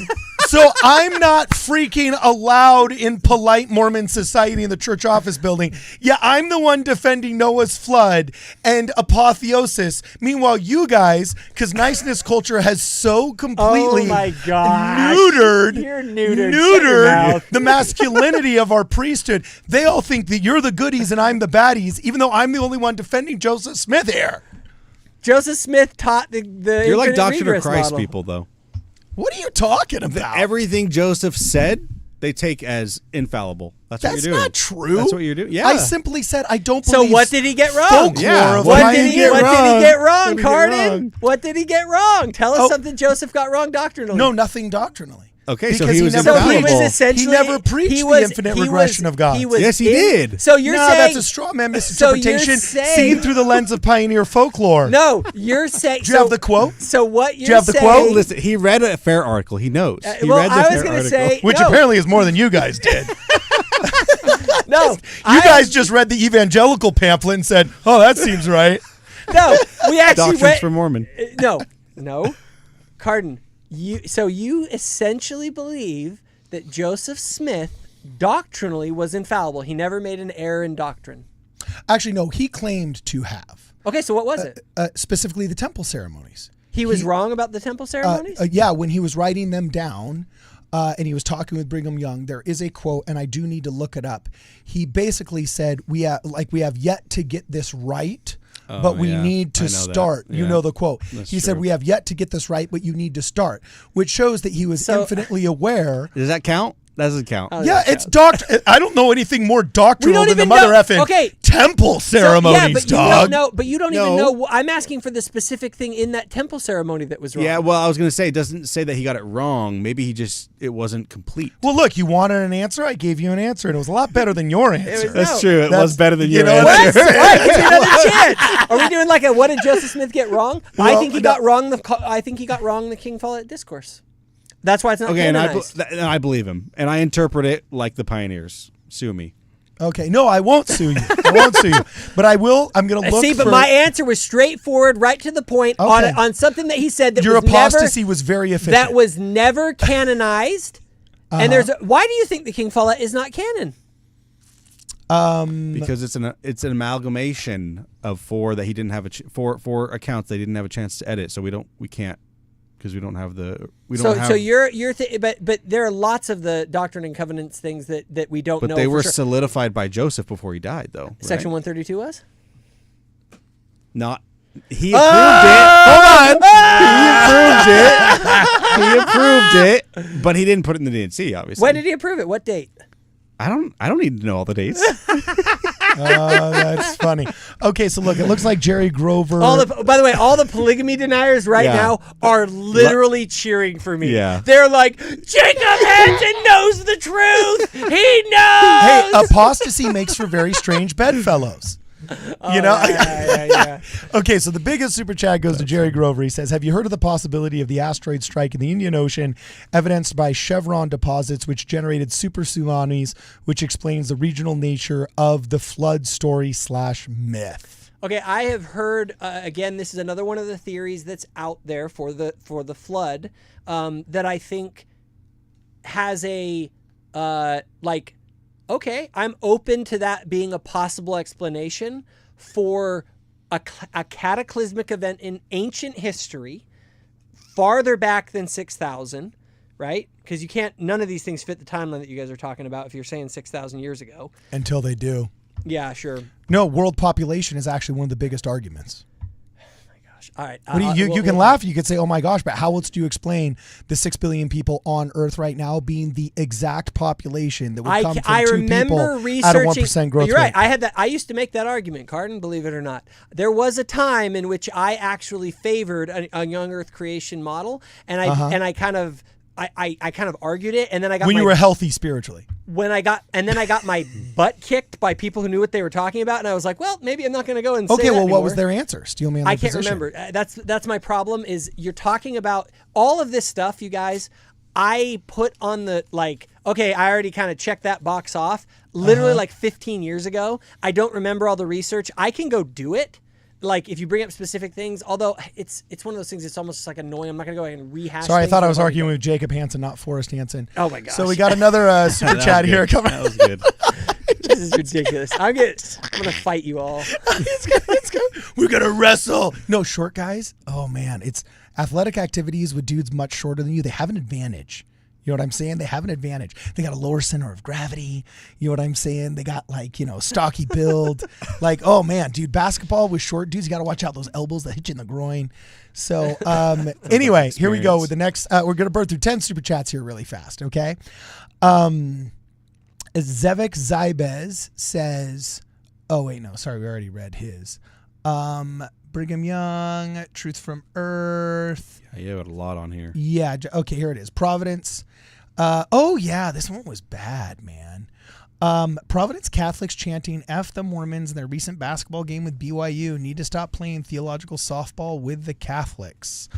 I would like to think that was just a very fringe minority of just drunken college students doing something stupid. I think my only response to that is it bugs me that bigotry against Latter-day Saints is totally not a big deal in our society. Could you imagine if there was a group chanting F the Muslims or F the Jews? Yeah. The world would literally be it'd be international outrage with us oh yeah, it's just the Mormons. We shot them all up in a mill one time. They're no big deal. we did that. Yeah, no, like Mike Winger and those guys did. No, because The same guys making those arguments back then sounded a lot like the arguments now. well, I'm just saying that it really is demonstrable that we get. It is like, I don't get it. It's really weird. Now, some people are like, we shouldn't take that crap, and I'm sort of like, no, actually. If you look back to our Christian heritage and go back to like the 1st century, that's exactly what the saints did.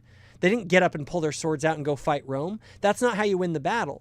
Okay? Yeah. You don't go out and say, you insulted me, I'm going to punch you in the face.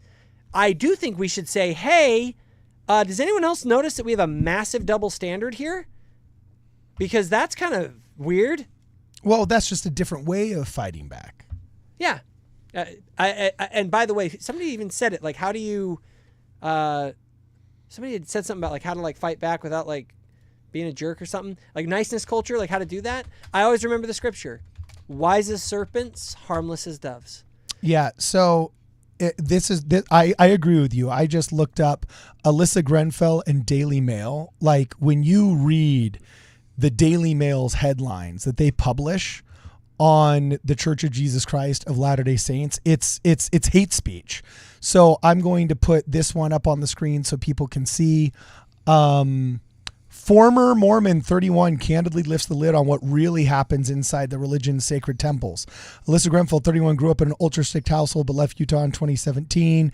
Oh, dang it, no, this isn't the one. Yeah, that's if you believe her stupid book where she's like, my parents, because of my religion, wouldn't let us watch Hunchback of Notre Dame. What an absolute... The Disney movie? Yeah, she literally said that they couldn't because Esmeralda was a lady of the night. It's like... Yeah. I have a Catholic friend who his parents wouldn't let him watch SpongeBob. You're right. There are some weirdos out there. Why do you pretend that has anything to do with our faith? Okay. What an idiot. Well, all I was going to say Sorry, is that I've read a bunch of articles. We got to get to these other super chats. But when you read like how the Daily Mail publishes about Mormons and just replace the word Jews, it's like Salt Lake Tribune as well, you think? Yes, exactly. It's there's just no. That's a good idea. Just take things about Latter-day Saints and replace it with the word Jews, and it just it's crazy.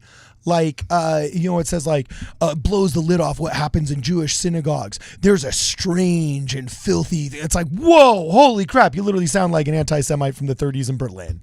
It's really bad. So we got to get back to these super chats. That will actually be a really good episode. Rex Good says, no, my take on Scouty isn't about gender issues. No, I believe it. Rex Good, you're a scholar and gentleman. I'm sure it's a very in-depth and nuanced opinion from your long-term serving the Scouts. Truth from Earth says, Jacob, are you going to debate the global flood or are you not confident? Give the boys back their epic bedtime stories instead of lame Darwinism. Okay, so I actually don't want to debate this topic simply because... in fact, Trent Horn put out a really good video recently about who he'll debate and who he won't debate and why. And one of the things is that I agree with his analysis. The people I want to debate are the people who are actually having an impact in driving people out of the faith. Having a fight over something that you can believe or you cannot believe within the church and like making that into something that's like a big deal, that's just stupid. Like the mission of my channel is what governs what I will take on and what I won't. And that mission is to strengthen faith in belief in God, belief in Jesus Christ, the restoration of his church, and doing that through contrasting truth and falsehood. So that's actually a good rubric. Yeah. So You're just saying that so you don't have to debate me on open theism. That's... No, we're gonna have that discussion. I don't mind having discussions about it. Like that's fine. You're talking formal debates. Yeah, I'm talking like formal debate. I wouldn't have a formal debate. I mean, I'm willing to talk about whatever, but even then, I have to choose what episodes and time, what I dedicate my time to. And you know what I want to dedicate my time to? Super chats. Well, yes, and to things that actually take people out of the church. And that mess up people's lives. So you don't believe in actually rewarding people who have been faithful with what they stuck around for. You try and reward the prodigal son who left and encourage other people to leave and encourage bad behavior because then they get their questions answered. No. I'm just kidding. So Jerry Grover says, posting from Utah, I wonder if a good Mormon can also have a beard like Jacob. Age of the earth is 7 days, my friend. And he's a geologist. You're not going against science and geologists, are you? I go with the geologists who make the best arguments and who don't have an incentive to say otherwise. He translated the characters document, and he's not paid by. This is hold on, just hear me out on this. This is the heuristic that I'm bringing to the flood argument. For instance, I'm not saying that I know every single argument up and down. I know a lot of them. I've heard a lot of them, and this was in the past. But if I look at people who have no reason to be biased against it, who have every incentive to say the earth is young, like Stephen Meyer and other Christian scientists who are serious high-level scientists in the relevant fields. Remember, if the earth was 6,000 years old, those guys would be screaming it from the rooftops. Of course they would. So when they don't, and then they explain to me as Christians who have that incentive why these other people are wrong, and I find their arguments compelling, then you have to explain to me why those people are lying. And that's where people fall apart. See, they think it's like, oh, it's the atheists over here, and I believe all these biased atheists. When I say no, even the honest Christian scholars on these issues who have every incentive to say the earth is 6,000 years old say it isn't, because they've looked at the evidence. I figured out the definition of the word heuristic now. I totally figured it out. It's the sound that Jacob's temple recommend makes. It's the sound his temple recommend makes when the bishop is heuristic. Heuristic. It's the sound that it makes as he goes heuristic. That's it. Here's another clip for everybody. I will gladly give up my temple recommend for the truth. Boom shakalaka. You can't take that Welcome back to the Doctrine of Christ. This episode has been sponsored by Jacob Isbell and Jeremy Hoops in the polygamy denial. I'm just jealous of Jacob Isbell's sweet, sweet beard. Yeah, for real. Okay, so 5 more super chats here really fast. Although that's unfair, by the way. Real quick thing on his beard. When we were wrestling, when you have a giant shield protecting your neck from chokes, that seems unfair. Sounds like a cope. But no, I'm just kidding. It is. It's a cope. It's a cope. Full cope. So Jerry EJS says, do you think Emma Smith tried twice to kill Joseph Smith by poison? Brigham said, quote, she was a child of hell and literally the most wicked woman on this earth. Yeah, no. Hey, what did Brigham Young get wrong in his? No, he was wrong about that. So I think Brigham Young was angry and in a spat, and if I were going to compare Brigham Young to someone, I'd compare him to Donald Trump. Brigham Young was the LDS version of Donald J. Trump. He would say stuff, he'd get angry, he'd have crazy ideas, and you know what else? He was friggin' awesome, and he made Mormonism great again. So like, Brigham is, that's what Brigham was as rough around the edges as you can get, and he did, my testimony of Brigham Young is not based on his theology. Yeah. Nope. It's based on what he did.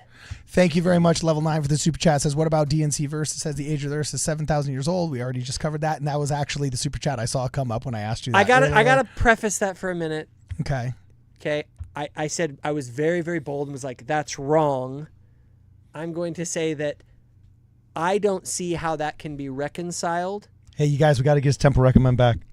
I don't know how that can be reconciled with the evidence to the contrary on multiple levels, and therefore I have to think that either it's somehow metaphorical or it's just, I do not believe the Doctrine and Covenants, by the way, is God-breathed infallible revelation. Can I ask you a question? Hypothetically, if you saw the collective witness of all of God's prophets, let's say from Adam, let's say we had a document from Adam, Enoch, Abraham, and they all said the earth is 7,000 of our years old, would you believe it, contrary to the evidence of science, or no? Yeah, I would disbelieve it. Well, frankly, because God can manipulate time. Here's why.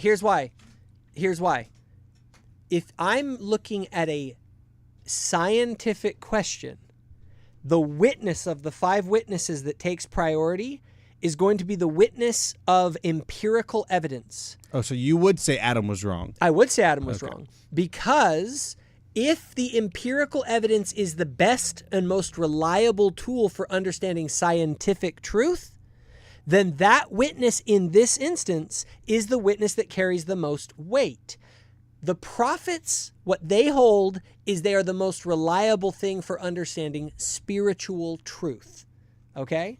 So, if there's a conflict and I have someone who's an expert in spiritual truth telling me a scientific truth and there's a contradiction, I go with the scientific truth. If you don't do that, if you just defer to them as in all 5 of the witnesses, it always goes to the prophet as the ultimate authority. Then you don't need anything else. Then you don't need anything else. You're right. And ultimately, anything that they say, you're blindly following them. You don't have any way to even check them. How could I check to see if the prophets were wrong about the age of the earth? Well, by becoming one, and if you grow your beard longer, you know what I'm saying? Like, then you can say and if you whatever would you stop want. committing apostasy on the internet, you might get called to a higher position. You know, just say some nice things, neuter your social media profile so it's unintelligible So from you the would young just- men and the young women. I'm getting, hold on, next I'm thing getting you know, another you're in the soda. club. I want a soda. Just one moment. Okay, cool. Well, we got to catch up on a couple of super chats here. And even apostates need a rest, guys. So, no, I'm totally just kidding. Here we go. Thank you, Level 9. Roy Anderson says, I've been cheering for Jacob on Twitter all week. Haha, sad to see Cardin almost destroy everything with like 3 questions. Okay, hold on. I'm back. That is, okay. I destroyed everything with like 3 questions. No, you didn't destroy It's because I'm a anything. war in heaven veteran. All right. And if you guys want to. Because he says, why are there seashells on the top of Mount Everest? Which is like, duh. Have you never heard the answers to that? Oh my gosh. Okay, look, I'm sorry. Science-denying weirdos. Is he science deniers? Gosh, tell me that you're a Democrat without telling me that you're a Democrat. Oh my God. So anyway, a lot of people that said 2 weeks to stop the spread and 6 feet social distancing. And Dude, that- and you and know that what? masks Okay, would stop the hold zombie on. apocalypse said that same phrase. And you know what else they said? They also are the same people who sent them to the moon, developed every medicine that you use. Everyone was like, you can't trust the scientists. And then you know what they do? They go get an airplane and they start flying freaking around through the sky with their babies trusted to the scientists who built that freaking airplane. Oh, and, the Christians, the Wright brother Christians that invented the. Oh, okay. And what was the other one I was going to use? Medicine and all the other freaking technology that you're using right now that was created by scientists.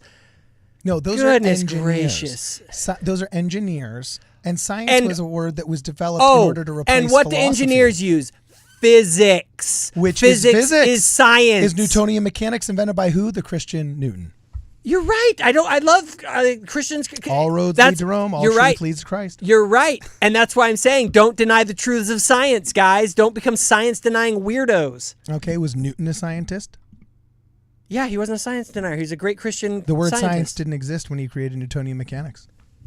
Natural theology exists, which is essentially the same thing. Oh, so now you're saying naturalism is science?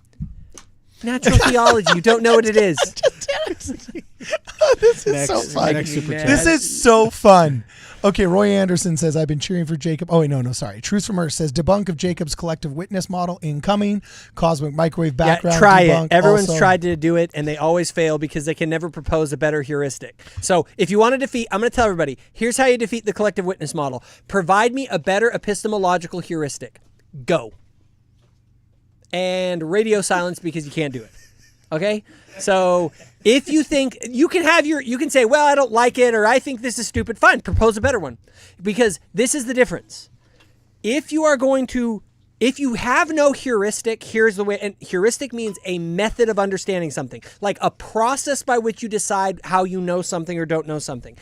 If you don't have a process for that, I'll tell you why you know things. You know what you feel like knowing and whatever you want to know, and the things that you don't want to know are not there. So you don't have a consistent methodology to apply to all instances. So here's an epistemological question. If you were to pray and say, God, this is troubling me. I need to know, is the earth 7,000 years old? And through an episode of personal revelation, he were to tell you, yes, it is. Would you believe it? Do I know, was that revelation from God?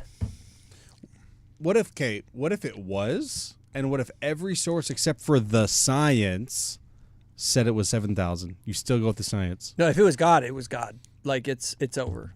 Okay. like so what if the science says something else then? It's God. Okay. You and don't, so what you if don't what if question- Adam came to you and said, My God told thing is me? this. No, God well, told me the earth is that's someone bearing witness to me. That isn't me receiving an answer. So directly with from Jacob, God. actually, I'm going somewhere with this. Russell M. Nelson said, troubled times are ahead, and soon there will be a time where we cannot survive without an understanding and a knowledge of being able to recognize the Spirit of God. Presumably why? Well, because all the other methods of epistemology will be corrupted. So are we not in the latter days where maybe the tools of Satan have been implemented so well that they've been able to destroy the very nature of our belief in our own origin story? Okay. So logic, is he saying that logic will no longer be operative in the future? When you say he, are you saying is Russell M. Nelson Yeah. saying that? Okay, no, he's saying that in the latter days that we will not be able to survive without being able to recognize the Spirit. First of all, and this is there's a misunderstanding of my model. I actually believe that the foundation of all knowledge is intuition. In other words, Spirit. It is spirit, essentially. Even logic itself. Like the reason you can differentiate between a square and a circle or between any one thing and another thing, it is actually an intuitive sense that you have that makes you go, like, not words, just you look at it and you're like, these things are not the same thing. And something in your being experiences that these things are different. Okay. Individuation itself is and mathematical concepts like 1 + 1. The concept of one is an intuition. I have a whole video about it. It's fairly complex, but basically the idea is that intuition or this spiritual thing emerges from out of that come these witnesses that are more advanced, right? They're like tools that all emerge from a common root. So when you say I know something by the Spirit, science is actually a spiritual enterprise. It is actually your scientific observations, the intuition that this is correct, that there's symmetry, that there's individual things. These are all spiritual manifestations of truth. And that I am not a believer that when we talk about that the Spirit is how you learn truth, oh, that means that like I feel warm and fuzzy and that means that it's true. That is not what the Spirit is. And also I believe that there are all sorts of spirits about in this universe and world that we're in. And when you receive a revelation, I'm always like, yeah, that revelation isn't from God if it doesn't conform with the other witnesses that are out there. Okay. Thank you very much. Mike Bell, very generous super chat, says to cover Joel Campbell's Christmas present for his Army son, a War in Heaven veteran hat. Joel Campbell. Nice. Who's that? I don't know. Maybe it's further in the chat. I'm going to find this out. But thank you very much, Mike Bell. And yeah, if there's, I guess we'll see if somebody named Joel Campbell ordered a hat and see if we can't comp him one or send something extra. But anyway, we're going to burn through these super chats. Try and give a 10-second response to this. Truth is learned through the Holy Ghost, not intellect. You just basically mirrored the same thing. Mary Nwata says Clint Laidlaw is a member and zoologist who has videos on young Earth creationism in his channel Clint's Reptiles. Oh, I've been asked to do some content with this cat before. Hold on. Here, I'm gonna make a real quick thing. If you're out there watching videos of yo-yos grabbing data that you don't understand and grabbing the anomalies in the data and then presenting them, cherry picking them to create cool YouTube videos that convince you to believe things that you already want to believe, I don't like, that's stupid. What you need to do is this. If you really want to see who's good and what arguments hold up, you need to watch them actually have their ideas critiqued by the best people from the other side. So what you want to see is the best from one side against the best from another side, and watch those people actually engage around the challenges to their ideas. Like Cardin versus Jacob Hansen and Jacob got destroyed. Something like that. You got and anyway, once you do that, then you actually know. See, people are like, well, have you seen this guy? Show me that guy debating an expert in the field, the relevant science, engaging over that topic where he has to answer hard questions about his crazy models, and show me that what they're doing isn't cherry picking data that fits their bias and that are actually accounting for the full data set associated with that phenomena. Okay, I figured out Joel Campbell's super chat. Joel Campbell sends a small super chat, says hooking a military dad up so he can send his army son a War in Heaven veteran cap for Christmas. Nice. Hey, looks like you got covered here. See, we backtracked that and found out what's going on. So Professor Chimp says, Jacob, opinion on a Shroud of Turin. Personally, I'm open to new findings, but seems unexplainable naturalistically so far. Heliography and camera obscura ruled out. Ooh, Shroud of Turin, bro. All of a sudden people believe in science. I He's actually saying find that science cannot explain. that's the what I'm Shroud of saying. Turin. That's what I'm saying is that he's using science to try and validate his position. And frankly, I find the Shroud of Turin, I'm not going to say that I'm like, yes, it absolutely is. I think it is a fascinating phenomena that legitimately scientifically, when you look at, again, both sides arguing their case, I don't think anyone has a good theory for where that came from. I think it's really fascinating, and I'm very open to it to being the real deal. Okay, so Stanford True said, thoughts on MBR's new video on BYU's upcoming purge of progressive LGBT-friendly professors. The Salt Lake Tribune is dropping a story Saturday or Sunday. I will actually correct this question, though, because I don't like presuppositionalist questions. Please be true. Please be true. Please Okay. Be true. I'm not saying they did this on purpose, but there's a difference between being LGBTQ friendly and being anti-Mormon. No, I would say Okay. being activists. What the church is purging are activists. No, anti-Mormon activists. There's nothing wrong with being friendly towards something. We cannot I'm friendly allow, towards people. Yes, we cannot allow those On that Twitter? hate us to steal more worlds. Did you say Boyd Tuttle?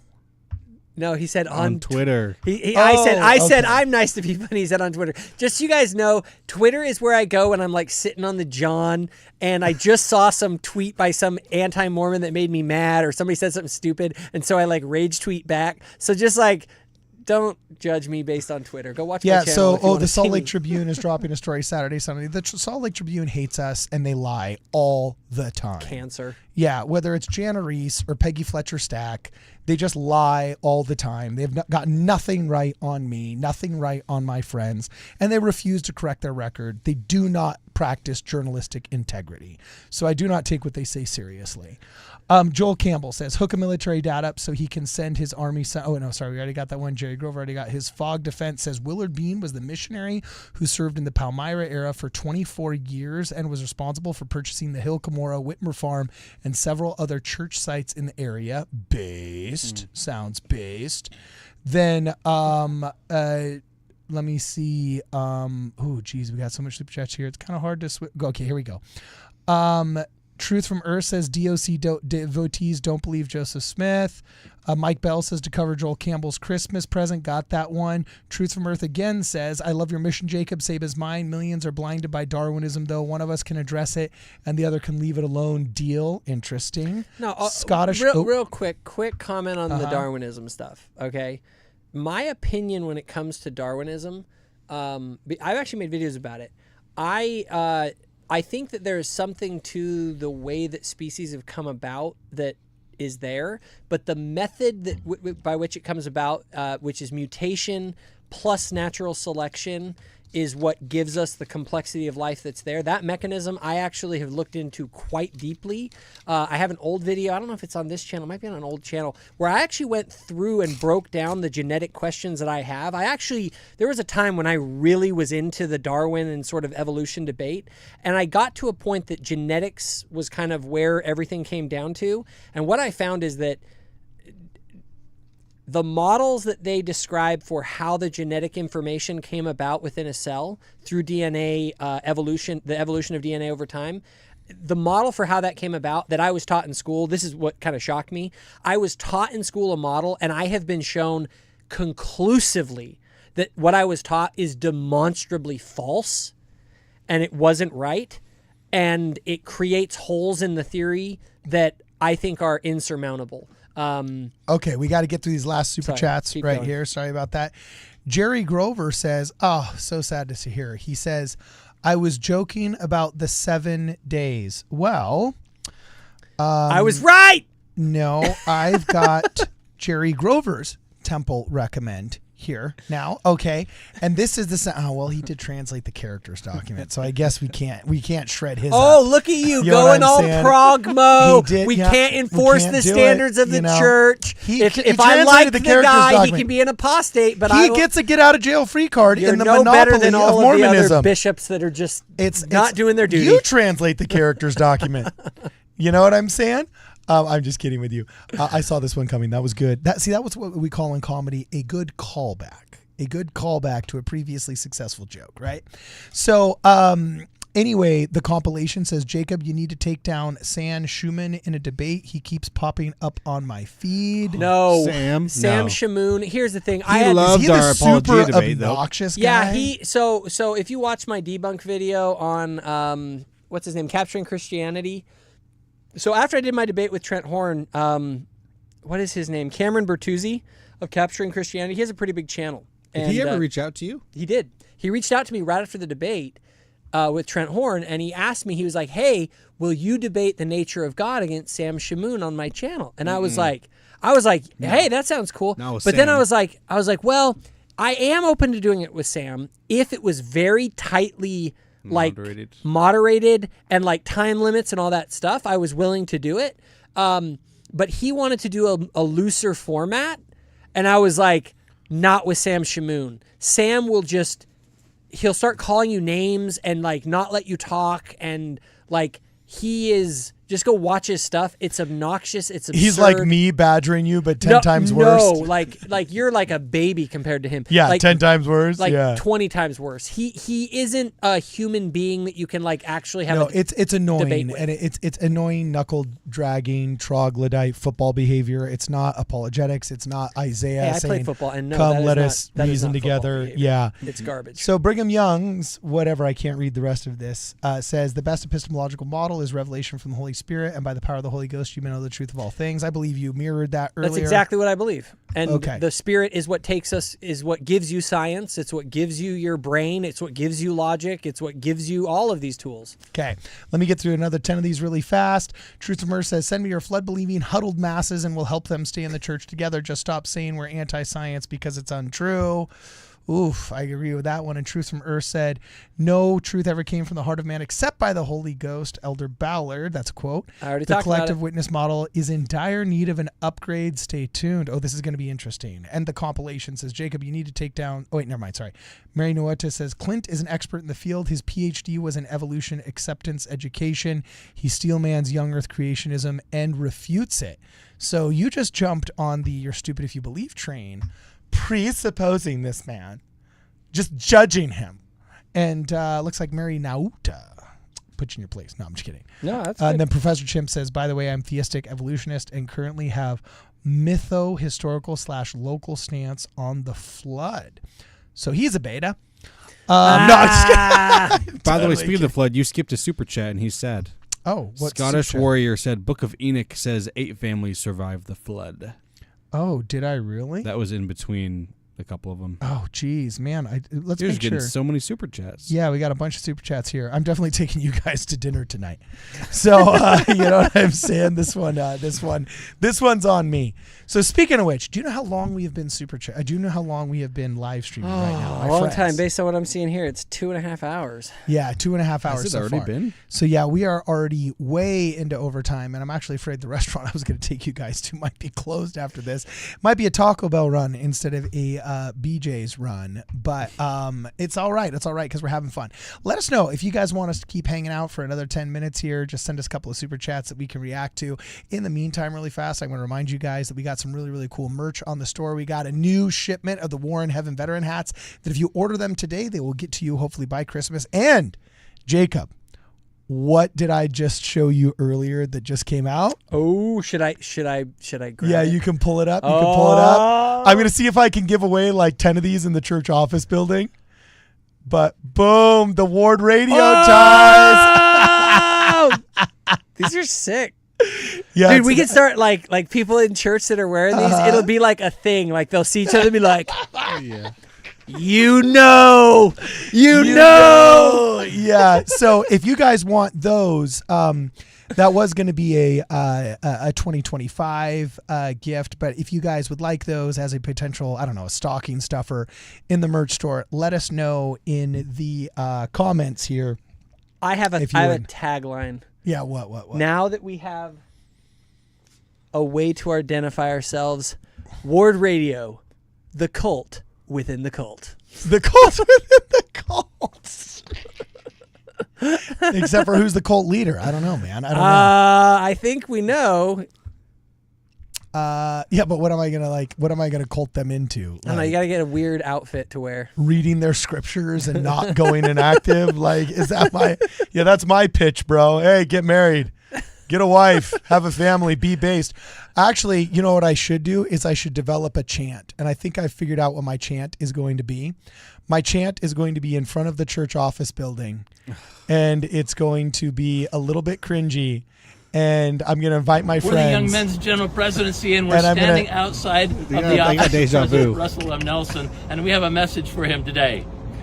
Happy birthday! Yeah, that's going to be my chant right there. Is we're just going to go around. It'll be the happy birthday cult, and we'll just keep wishing everybody a happy birthday. You skipped another super chat. Oh crap! Striped sweater. I heard. Oh, this is an old theory. I heard someone theorize that Quetzalcoatl could be connected to, or may even be, Jesus Christ. Is there any legit possible connection between the two? That's like the white god in Mexico, right? Yep. And guess what it was that debunked that theory? Science. Oh, and it's really funny. Here's the thing about science. So you're saying the people that hate God and religious belief debunked a belief in God and religious belief? So, that's a tough sell. No, what I'm saying is everyone likes to quote science when Richard it's in Dawkins their also favor. debunked God. I'm not talking about the science trademark. I think what you need to look at are the actual arguments, and then, as I said, the best from both sides. And another principle of evaluating scientific evidence, look at the people that have the incentive to say the thing against what they're saying, like a Stephen Meyer, who's a brilliant philosopher of science and familiar with all the scientific literature on these things. He's a Christian who has every incentive for certain beliefs, and he says these are not, the earth is not 6,000 years old. It's a good rubric. Like, I would say the same thing as well. I don't want to hear a talk about, tithing from a rich man who doesn't struggle pain. I don't want to end up having the geeky guy that couldn't get a girl if he tried, giving me the talk on the importance of the law of chastity and maintaining sexual purity. When I look at him, I think, bro, you couldn't pull a 10 worth sleeping with if your life depended on it. You know what I'm saying? It's like, I want to have somebody who actually, could be in a position to benefit from the establishment narrative going against it before I think that he's a Chad, right? So I smell what you're stepping in, and I agree with you. Any other super chats before we go? What was the last one that you gave? Fog says yes to the ties. Awesome. What's up, Fog Defense? By the way, big shout out to Fog Defense, a dutiful moderator of the Discord. I think you guys are going to have a lot of fun if you come across Fog Defense in the Discord. Great guy. And Fog. Fat old guys?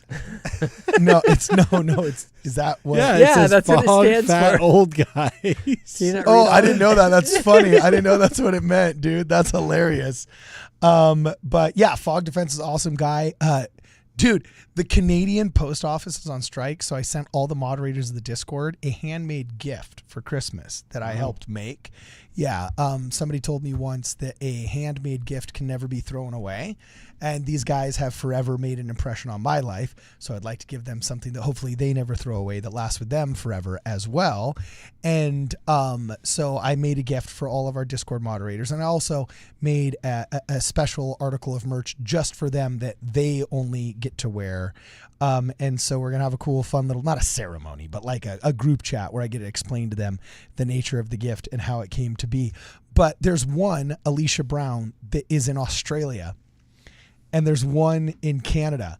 Sending a package to Australia is almost as expensive as a plane ticket there. I'm not kidding you. Before I send her something again, I'm just going to fly there. And I'm going to check 2 bags.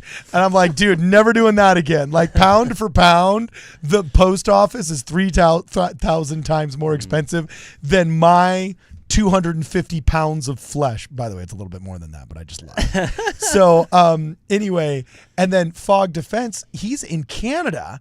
And dude, I couldn't send it via the post office because apparently Canada's post office is on strike now. So I had to go via DHL. Thanks, Trudeau. Yeah, I think you meant to say Justin Castro, who is Fidel Castro's son, exactly. Right? Yeah. Best conspiracy theory on the planet. Not a conspiracy. Totally true. Totally true. Okay. Tanner Wilcop says, Jacob, would you sit down with Douglas Wilson and talk about where we agree? I want to see where you two line up on religion informing politics. I'm open to that. I mean, shoot me an email or something.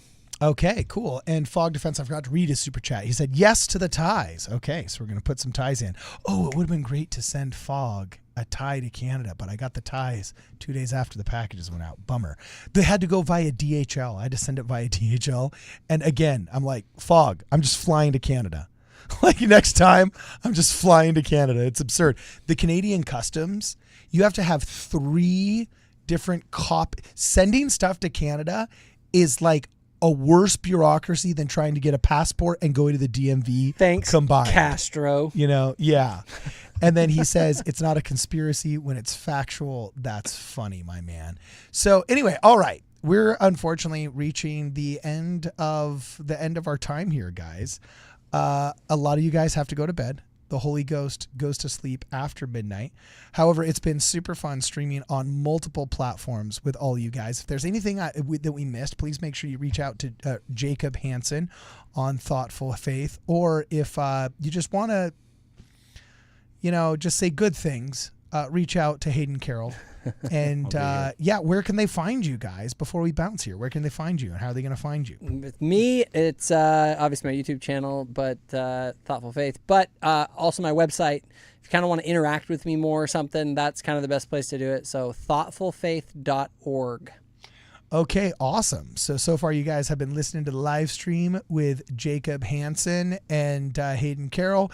We've got a bunch of merch that is in the Ward Radio merch store. Just check us out on wardradio.com. You can also purchase a shirt there. The Ward Radio shirts are going fast, but they should be able to make it to you by Christmas if you want to grab them. If you're a person of means, please consider a contribution through Zelle or through Venmo, and we'd love to receive your help that way. Either way, it's been real and it's been fun, and it's been real fun.